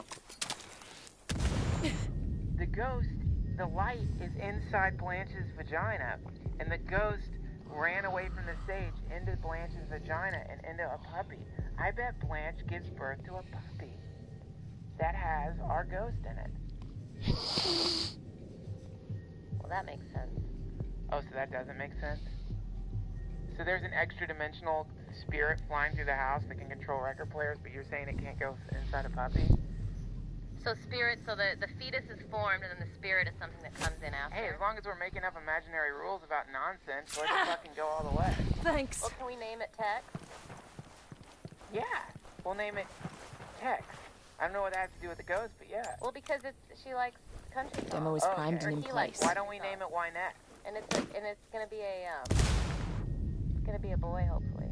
Well, there's 2 babies inside of her. If it's not a boy, I'm throwing it into the wall. If she gives birth to a girl, I will, in front of her, squeeze it to jelly in my hand. Dunkin. I'm different now, I told you. I've been transmorgified. You're an Air France man. Yeah, that's right. You know what an Air France man does in the morning before he goes on Air France? He reaches into a bin of puppies and just beats them into pink jelly, and then washes his hands, blows up lower than took you so long. They're low, and then gets on Air France. What kind of person do you think has the job where they cut the puppies' tails off? Like Cutie's tail's cut. A shit demon. And it's like, everyone's always like, oh, they don't have feeling, it doesn't hurt them. Just Can you an imagine being like a little tiny puppy and someone like just hatching off, or like axing off your tail? Why? Because there is a spectrum of human society that is filled with demons. Can we do something real quick? Bing, bing, bing. Getting a sound? Bing, bing, bing. Because some of our listeners are... This is so annoying. And not all of them, but a very small 1% of our listeners apparently don't understand irony. We're going to go back through the episode again so you can know what we were joking about. Number 1. Has Dunkin turned evil because of Air France? No. Yes, I have. I think that Coach is disgusting. Clear over here. I think that anyone who flies anything less than first-class Air France deserves to be in jail or have their family taken away from them. So that's the first one. Number 2. Ding, ding, ding. What was the second thing we said? Am I still hung up on a guy who had inflatables? Yes. No. Is Natasha still hung up on a guy who has inflatables? Yes. Natasha is still madly in love with this guy. Oh, God. She writes secret letters to him and keeps Dunkin, them can you wrap it up? keeps them in a heart-shaped silk pouch, which is stained with literally 70 gallons of tears. Natasha fills sometimes her bathtub with tears and bathes in her own tears, moaning about the Australian inflatable man. Number 3, what's the other one? What's the third one, babe? What's the third one? I'm riding the motorcycle. Third one is that there's a ghost. Is there a ghost? Yes, perhaps on it. Do we love you?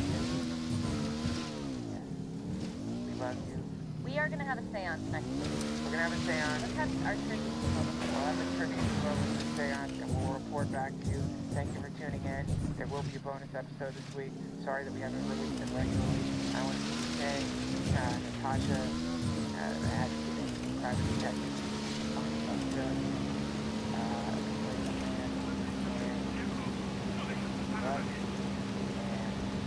so want to visit www.loudnow.com. Oh, we're gonna have t-shirts. We're gonna have t-shirts there soon. If you feel so compelled or inclined, you can donate money to us. For those of you who have donated, we're going. Thank you.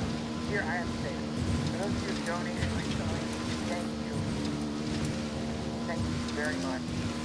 My apologies. Generally, it's hard and nice stuff for your donations, but because of the system we have, I have not been organized about gathering all the names. We've done that. Usually Natasha is in charge of that, and I basically just dropped the ball, and I'm not very sorry for that. We'll expect something in the mail. We will be in touch with you this week. God bless you all. Remember, you are a puppy. You are a ghost and a puppy. Don't forget that. You're the ghost that lives in the puppy of the world. And we will see you around. LabNarrow.com. Oh. You like talking about things you're not qualified to talk about? Us too. Dumb Nerd Got eyes on an Podcast, air the show where defense system. comedians talk about Spotting another smart tango. topics they're too dumb for. Every week, your host, that's me, Cassie Jerkin, invites a new Two funny guest Sicarios. on to get down There, and nerdy. the terrace. Laugh and learn about topics like how to buy a house, the Terminator Eyes on the movie, target. and the Titanic. Target Check out acquired. Dumb Nerds Stand today by. on your favorite podcast app. Got him. I see a team of Sicarios here. Coming March 6th The at HQ Feral building. Audio Inside. is us. I'm Yasser Lester. I'm Isaiah Lester. And we are the hosts of My Brother's Sneaker, a new podcast about sneakers. We talk about the hottest new releases, the hottest upcoming drops, and things we kind of just want to talk about. Keep in mind, we are fans. We aren't hypebeasts. Like, I look The demo's primed. I'd hope so. We're also not scumbag resellers, you know what I'm saying? We're just two dudes who like shoes. We like the art, the design, the culture, the fashion of all of it. My Brother's Sneaker, a new podcast on Feral Audio with me, Yasser Lester, and me, Isaiah Lester. And right now you can find Yo, our Cartel sneaker Gunman. up on... By that mortar.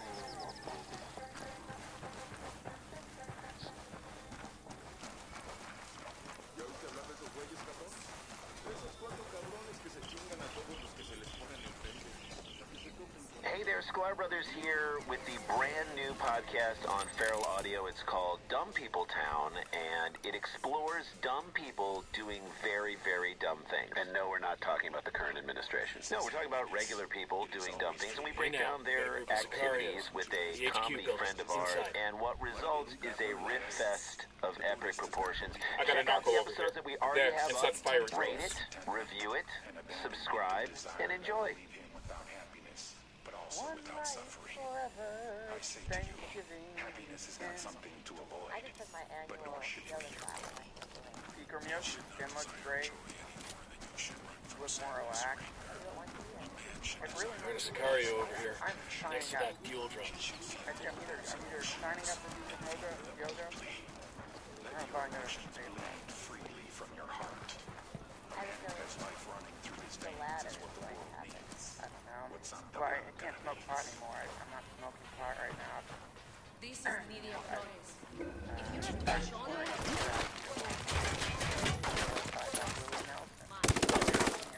Even with the vaporizer?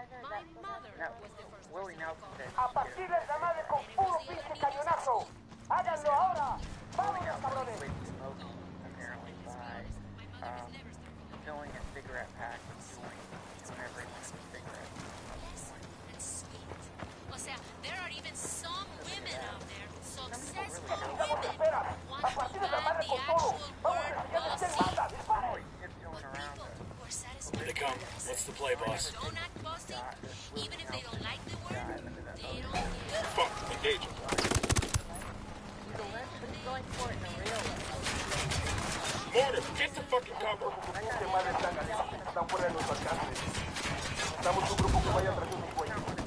Like, all his songs aren't about smoking reefer. But there So is a hard. song about smoking. There is a song some country singer sang called I'll Never Smoke Weed with Willie again. Because apparently his pot's so good it drove the stoner in the Paranoid episode. I can't remember who sings that. Maybe. He was just trying to brag. No, he's Thanks. like one of the people who toured around with Willie. Did I sing that? Tenemos apoyo de los grupos de refuerzo. Están en camino para llegar a donde vimos por última vez al enemigo. Surprised dickheads were not there anymore. Another container. Willie Nelson? Yeah. He's like who still puts out good stuff. Wow, serious Jesus. Man down. Vamos a darles con todos estos cabrones. Los tenemos en la mira. Open fire. Copy that. You'll be okay. I'm on my way.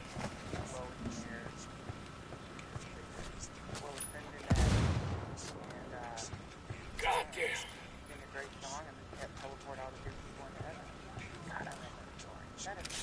How can you like Willie Nelson but not Bob Dylan? Are you kidding? I've got the That's like comparing Kurt and Soul. target down. That's like saying, how can Man you down, yo, man down. shiny bricks of gold and not like festering pile of diarrhea? How can you like the sparkle of the diamond and not enjoy this malformed turd that's found next to the 7-Eleven that a homeless man vomited up? How can you? How not the same? Yes, it is. Took you long enough. Hold your position. Copy that.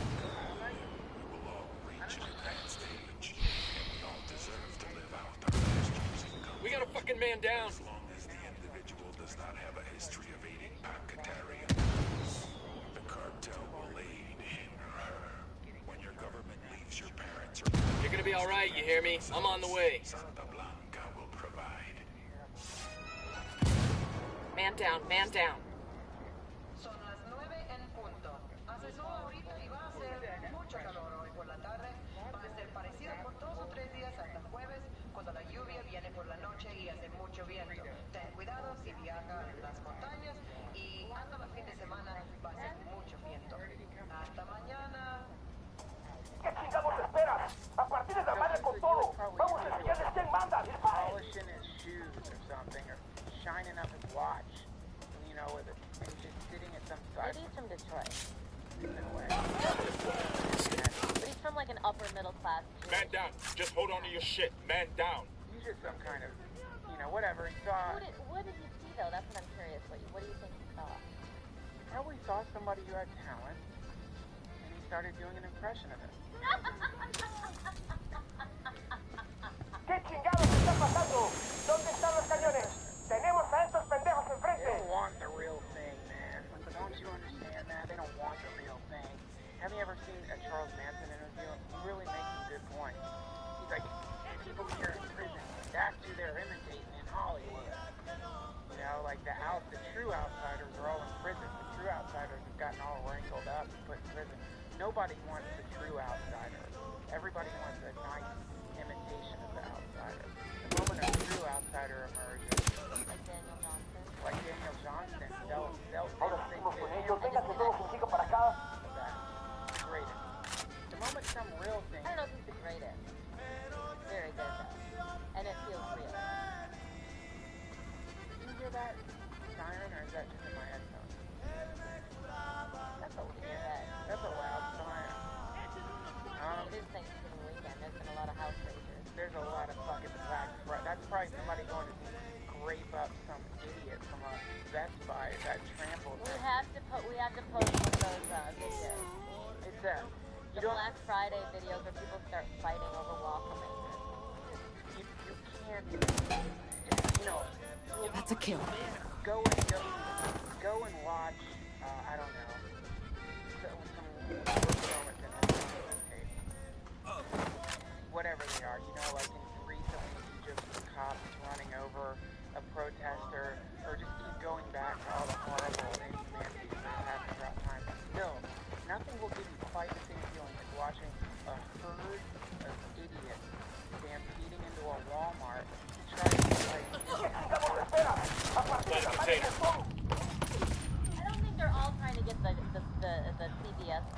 Gorilla Tactics. That was a crazy. But some of them are. Some of them are trying to get discounts for septic, halls, or even worse than TV. By now, does anyone really? Or as they call it, a Tay-Bay. A Tay-Bay, $2.99, down from $600. So they camp out at 4 a.m. on Thanksgiving morning. So like they cook that day for Thanksgiving, and then at 4 a.m. Yeah. they're in line Black Friday to open. That's exactly right. So they can get a Tay-Bay. That's right. And it's fucking creepy. Like, isn't there time?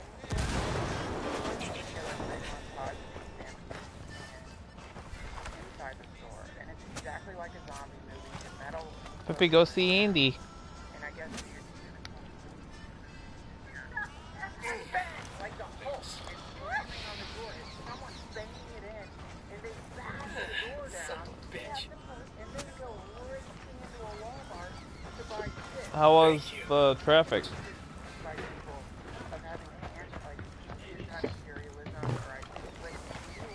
Would you ever run in?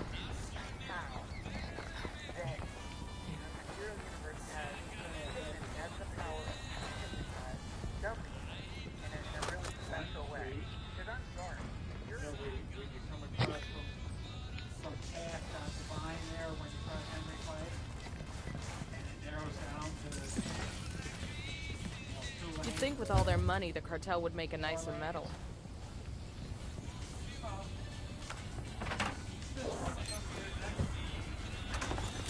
We'll leave a marker so the rebels can pick up the supplies later.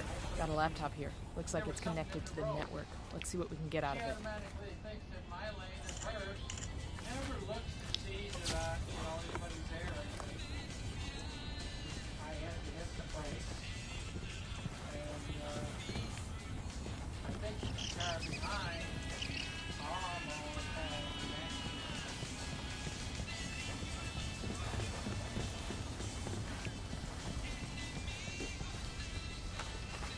Oh. Downloading now. I'm pushing the tape direct to Bowman. Stand by. Bowman, this is Nomad. I'm sending you message logs from a cartel comm center here in Montreal.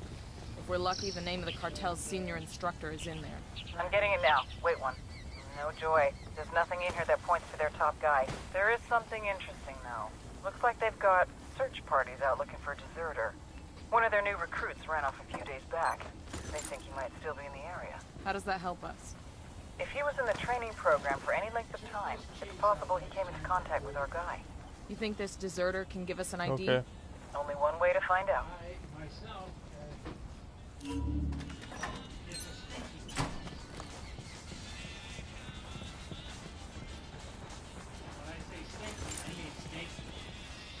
Oh yeah.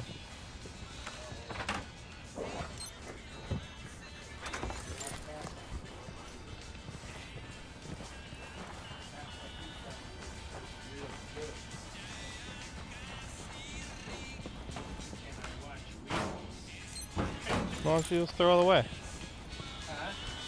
Why don't you just throw it away? Let's go.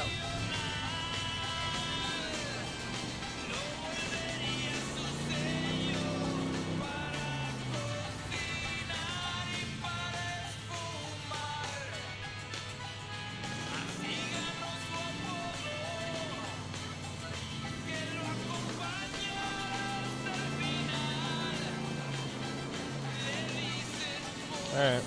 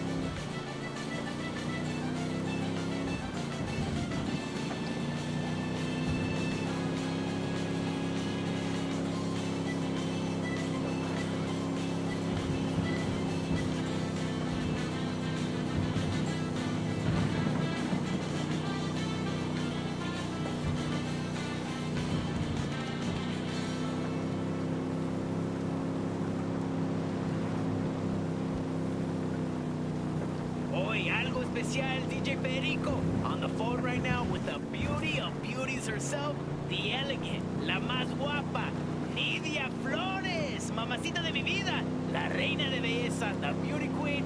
Welcome to the show. Gracias, Perico. It's a pleasure to be talking with you. Now can you...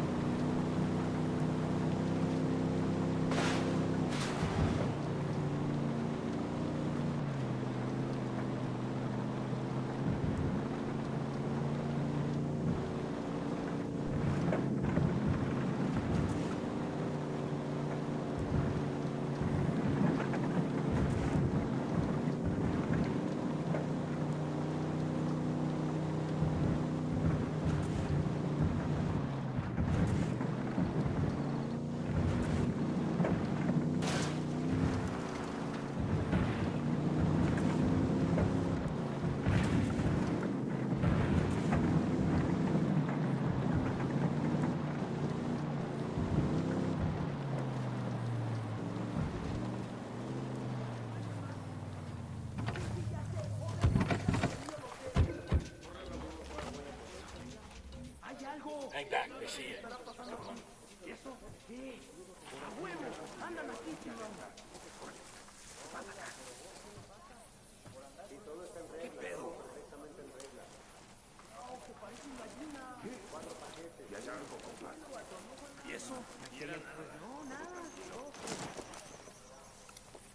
Tango marked. He's a little close to civilians. Watch your fire. We don't want to hit any civilians. Hey, we got a narco. Over by the food container. He's history. We rattled somebody's cage.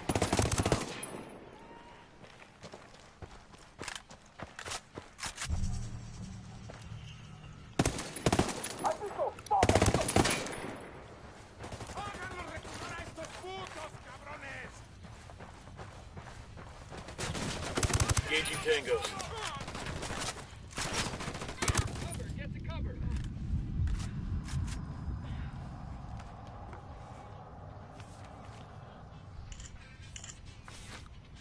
Got a location on a cartel resupply point here in Montauk. Looks like it provides most of the weapons and ammunition for the province. If we went in and destroyed those supplies, it would cripple cartel ops across the whole province.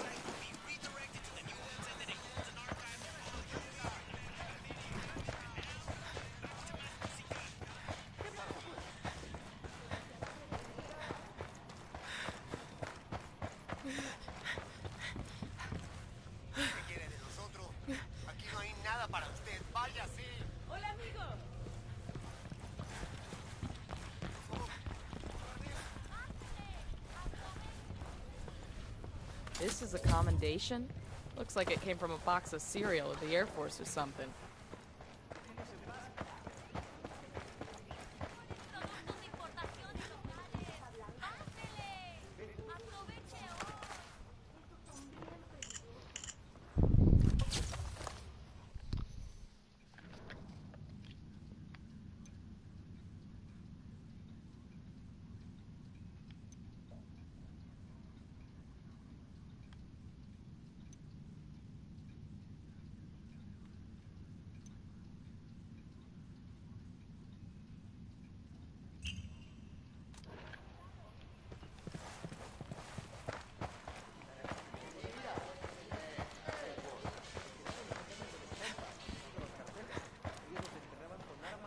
we should keep the guns down and make sure we don't scare anyone. DJ Perico with the real treat for you today. It is with great pleasure that I introduce our hero in the Stetson, our saint of social media, mi compadre, La Plaga.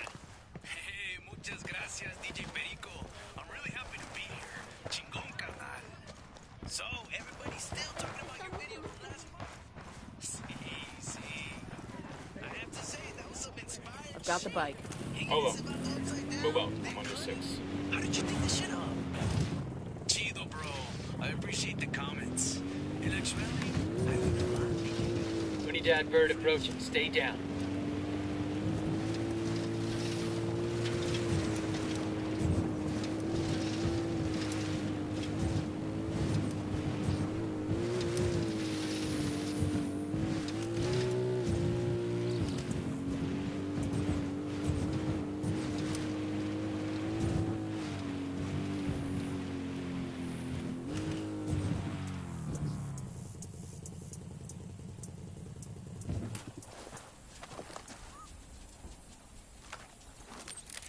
Drone is airborne.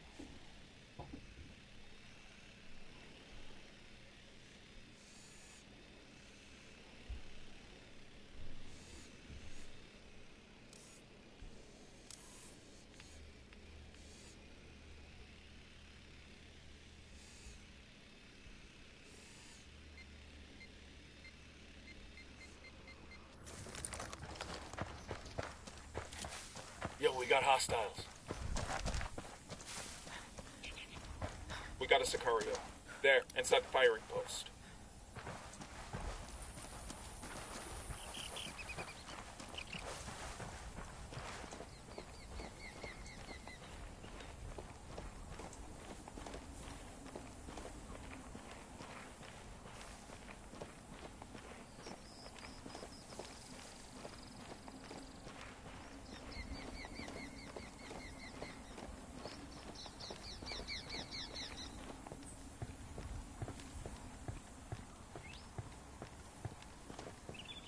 We got a couple of narcos. I don't see him. By the stack of tires.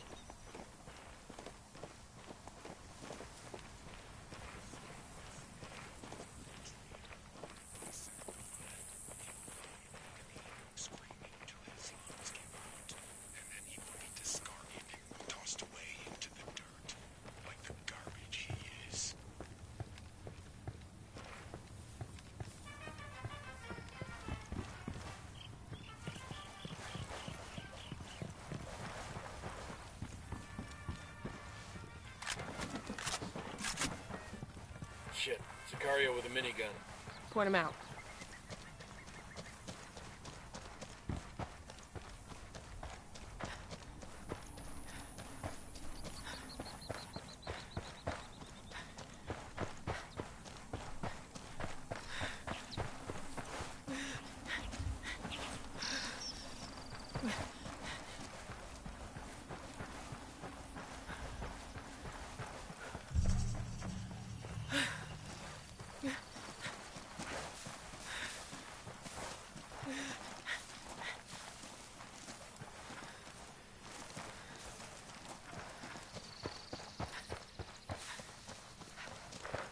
Up, narco with a submachine gun. I don't see him. By the camp entrance.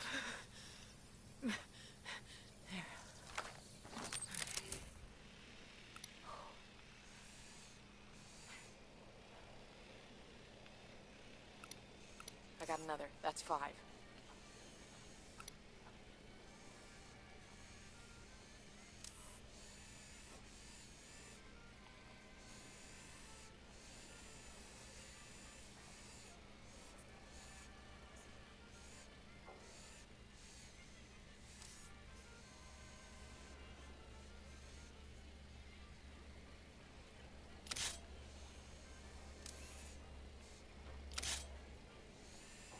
Got the target.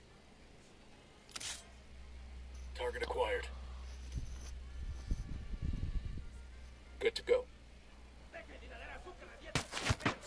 Got him.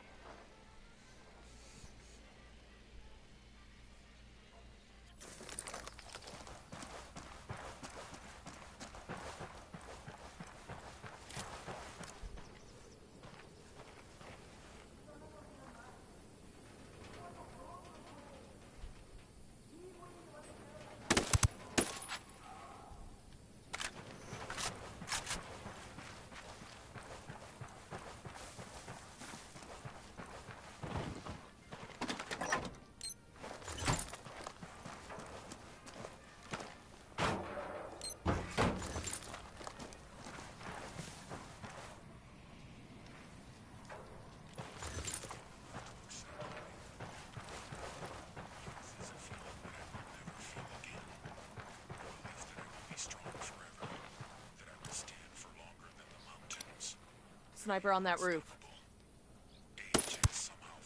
Target down. All clear, all clear. Eyes up, we got hostiles in the area.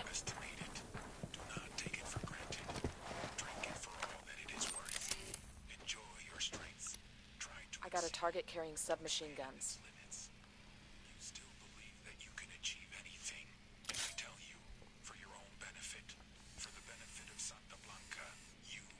Eyes on the target. I don't have a shot. Start now, while the foolishness of youth runs in your veins, and before Santísima Muerte takes you. That makes 5.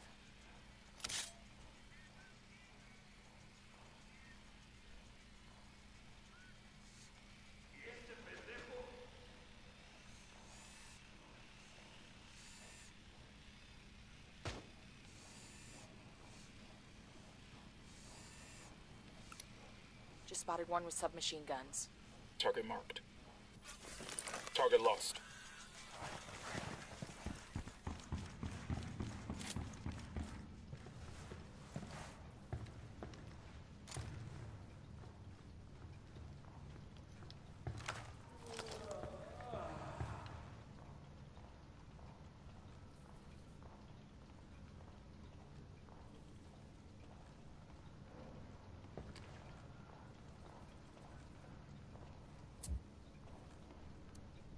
Yo, rally up. Roger, moving.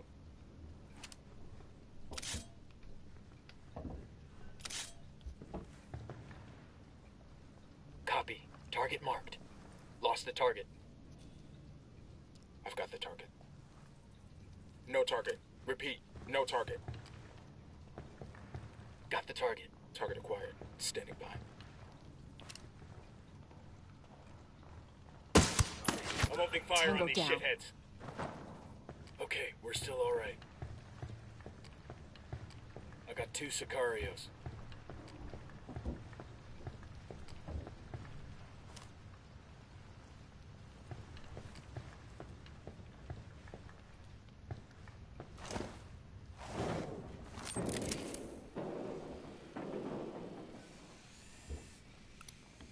Here's target number 5. I got a target carrying submachine guns.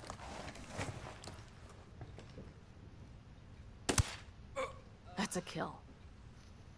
Relax, we're still good.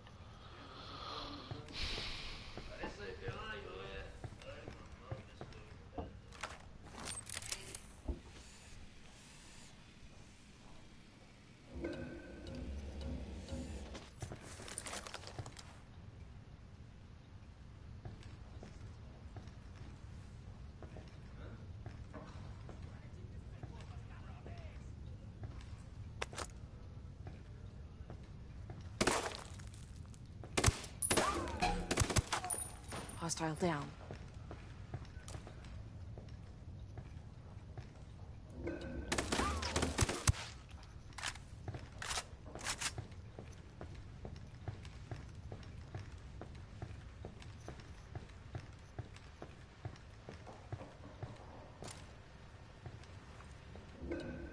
¿Qué chingados esperas? A partir de la madre con todo. Vamos a enseñarles quién manda. ¡Vamos!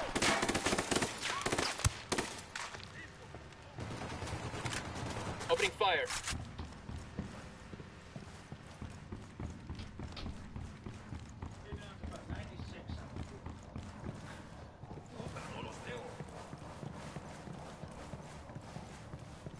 $96,000?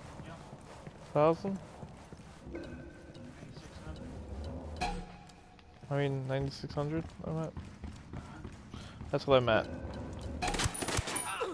I'm at 9,600.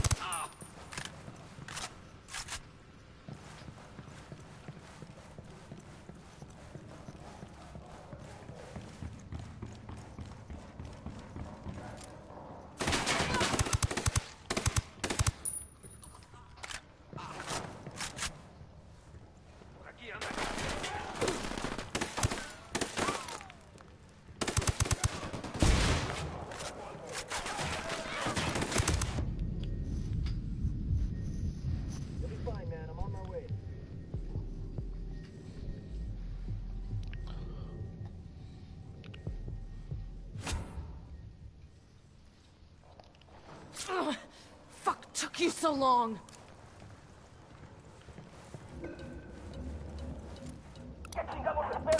He spotted one with submachine guns.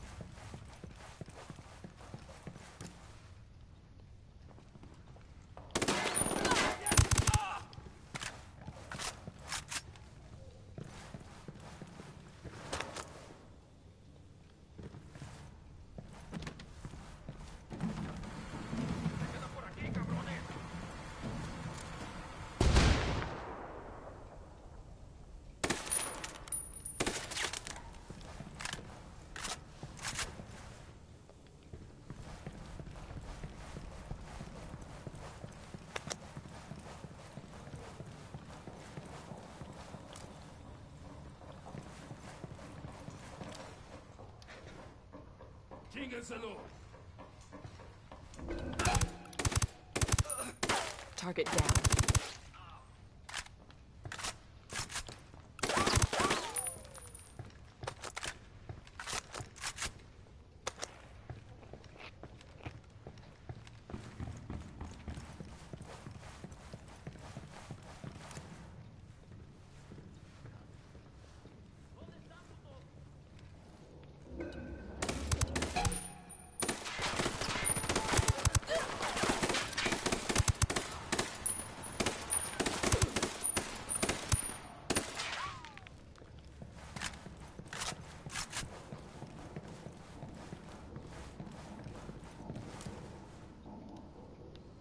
Go, go, go!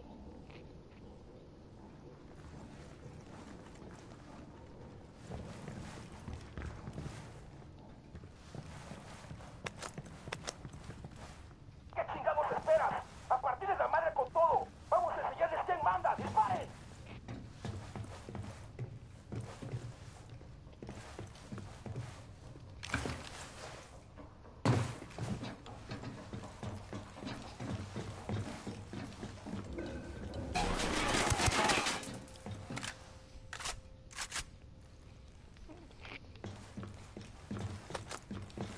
Clear. How you guys holding up?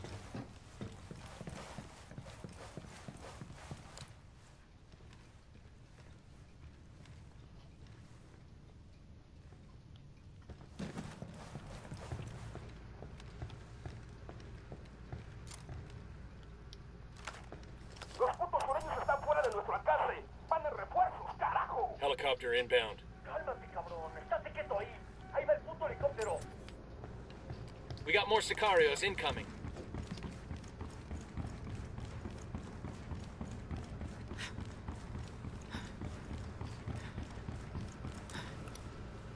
Looks like they're feeling froggy. That's a kill.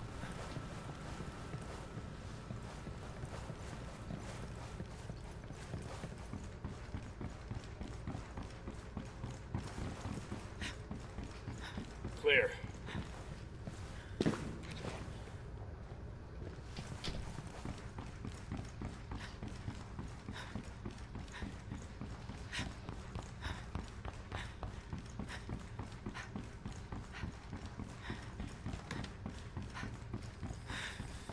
Helicopter incoming.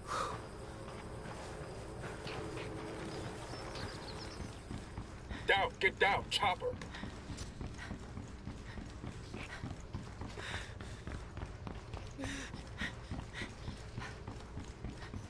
Clear over here.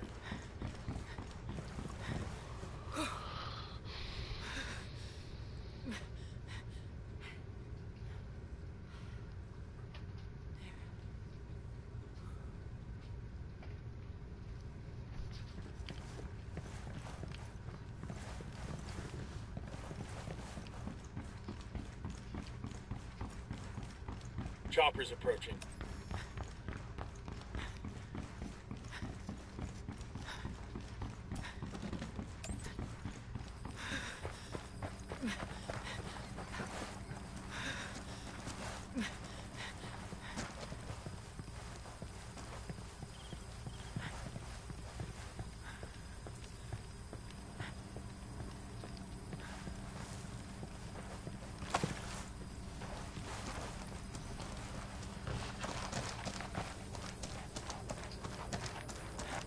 We got a chopper coming in.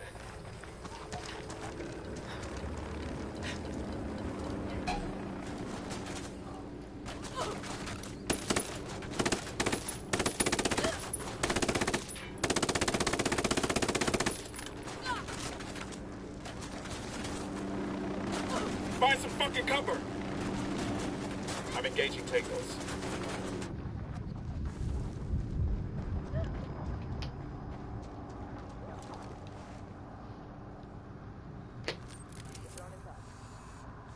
Over there! Copy. Target marked.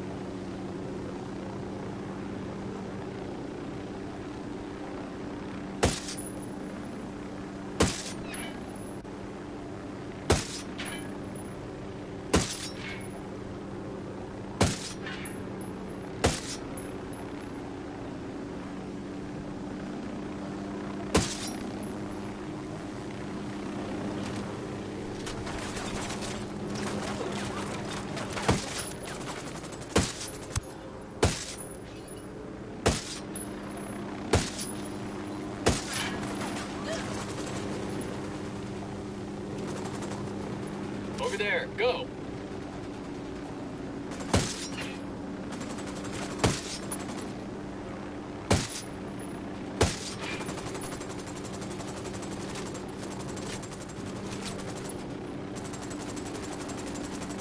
Go, go, go! Eyes on the target.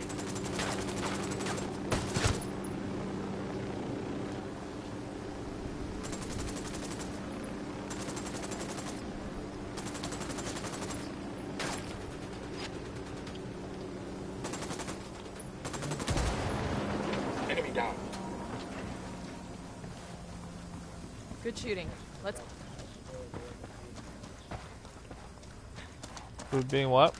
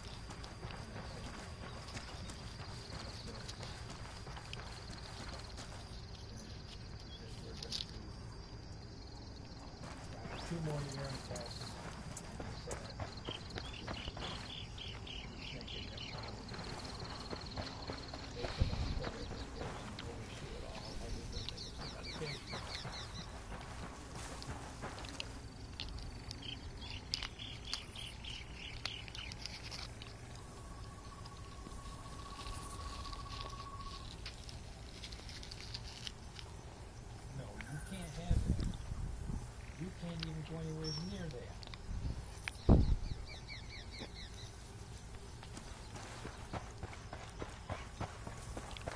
Okay, we're still good.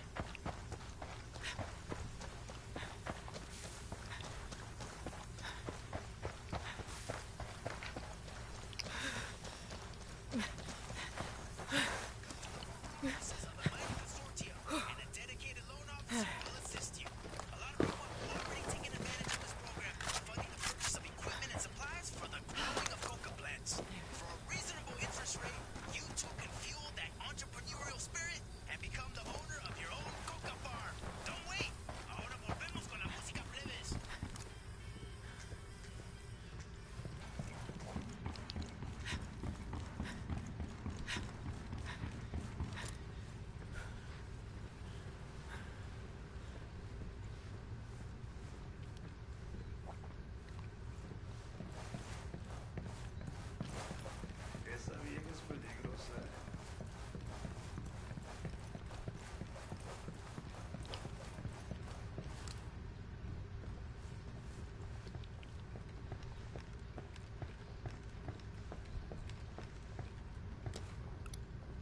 got a target carrying submachine guns.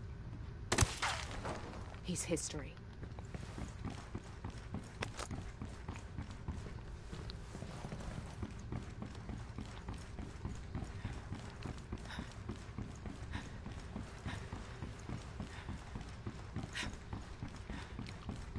Check it out. Weapons case. I've been wanting one of these.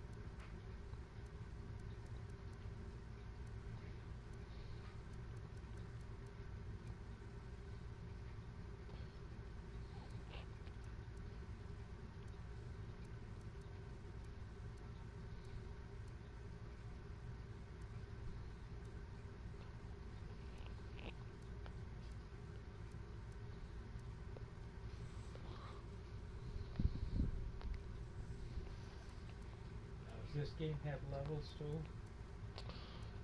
No. Well, yeah, you do level up, but you're pretty much in the open world, and you can go and kill and do whatever you want, like as far as taking over the drug cartel. Okay, so if you take whatever you want and it's important, then you get more points than if it's unimportant. Allow you to get better weapons or anything? Yeah, you like these blue icons. You can go find weapons. There's these blue icons with the arrow pointing up. Those are for skill points. And then each story mission that you do, you get XP to level up your guy. And then there's these green things, and every time I take one of those out, I get points towards specific classes that I need to get enough points to unlock different items in my skill tree. So I'm trying to get to level 14 so I can get this ranged elite.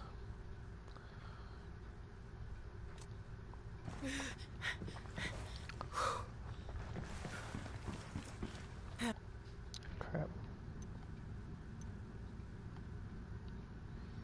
And I've been doing the hardest missions first.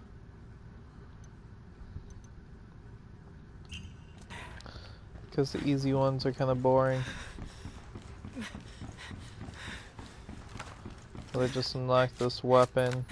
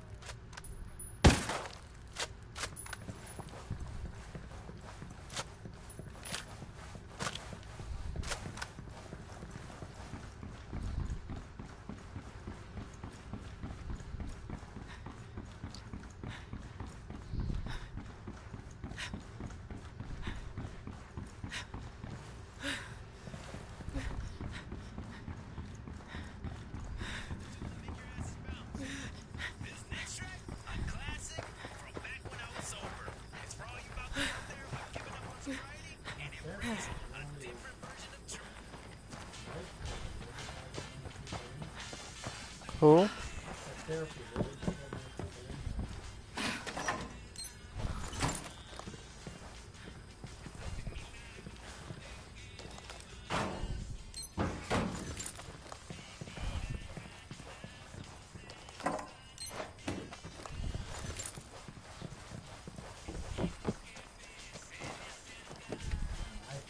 many people in there. I got it. I'll fly.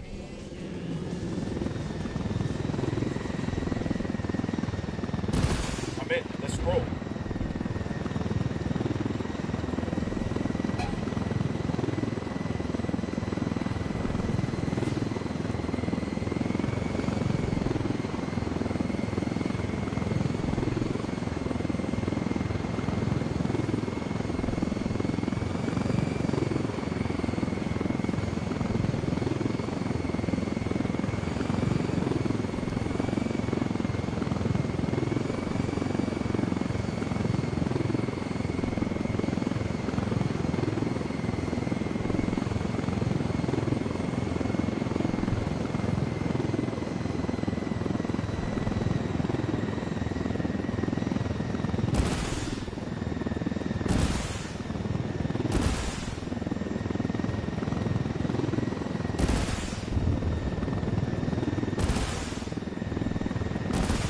Escort destroyed.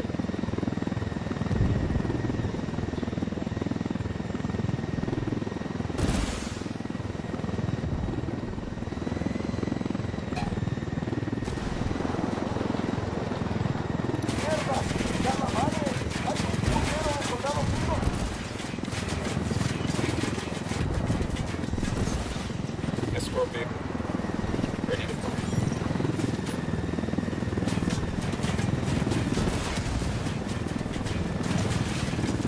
Escort destroyed.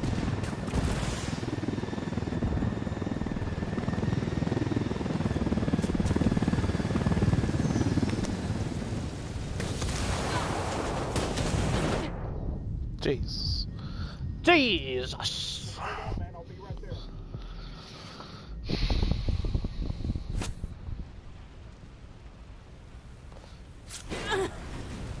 Damn, that was close. Nice job. The rebels will make great use of this stuff. Far better they have it than the cartel. Get the hell out of there. Why don't you shoot them?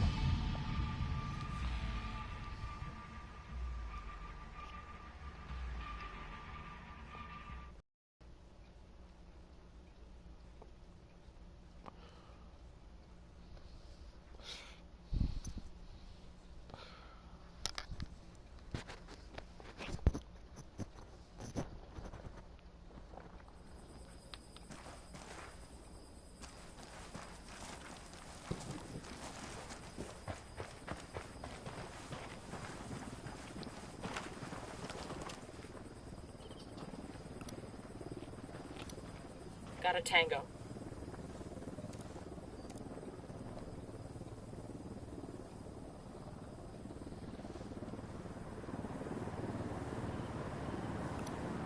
I see a second. Head over there. Target marked. That's a kill. Chopper inbound. Got some hostile activity. Got a couple of narcos. Near the sandbag emplacement.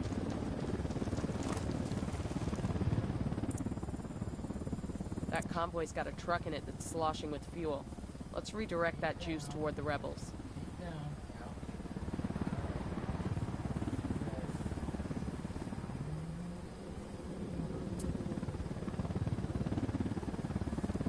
Call the rebels for some indirect fire.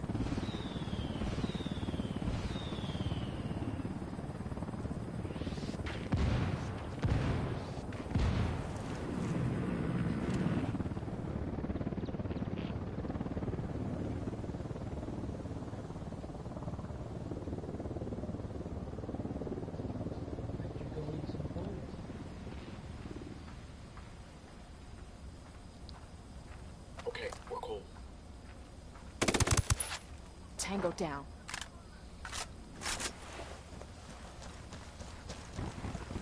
I got a narco over here. Tell me where. Next to the checkpoint.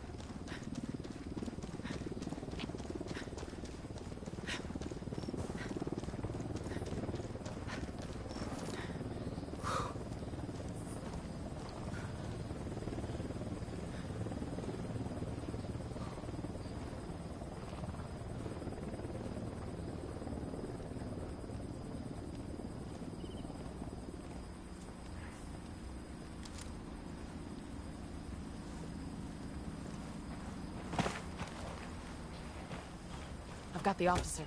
¿Qué pedo? Está de la chingada la coca últimamente.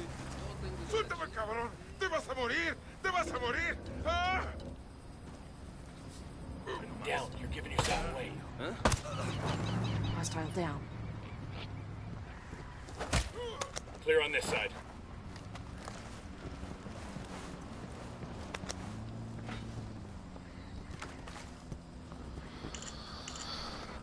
Hey, Dirt. We got a location on the cartel's primary training camp here in Montauk. Yeah. Let's hit it. That's like almost 3 times the gap that you have on your doors. Yeah, but his seal's off. Well, the seal is off in that one little section, which that doesn't bother me. Well, that may be why it looks like there's a gap because of the seal. Looking for a deserter up in the hills. Find this guy and bring him in. He could tell us a lot about the cartel's training program. I could probably lay my little finger in there. You can't do that on yours. Your seals used to be off on yours. I fixed them. Oh. Quite a while ago.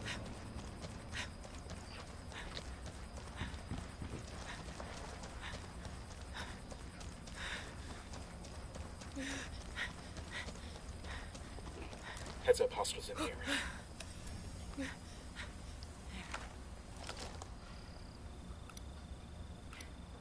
I'm spotting another tango. A baby makes 3. Get in position. Roger that.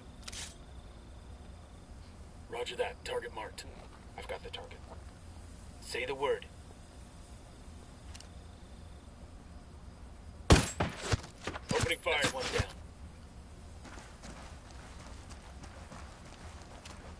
You guys all good? Damn, Got eyes on a cartel search party. What's the plan, boss? We find the leader and grab him.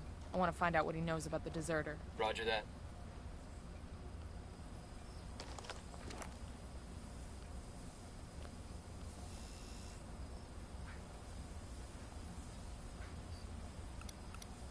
I see a second target. Tango number 3. That makes 5.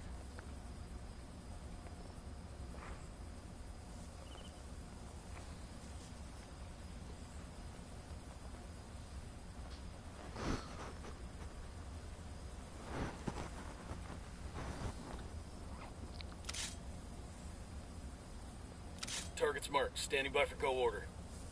Target acquired. Standing by. Got the target.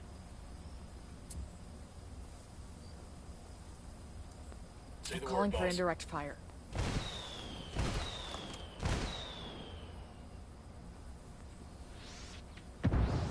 Tango down. Oh shit.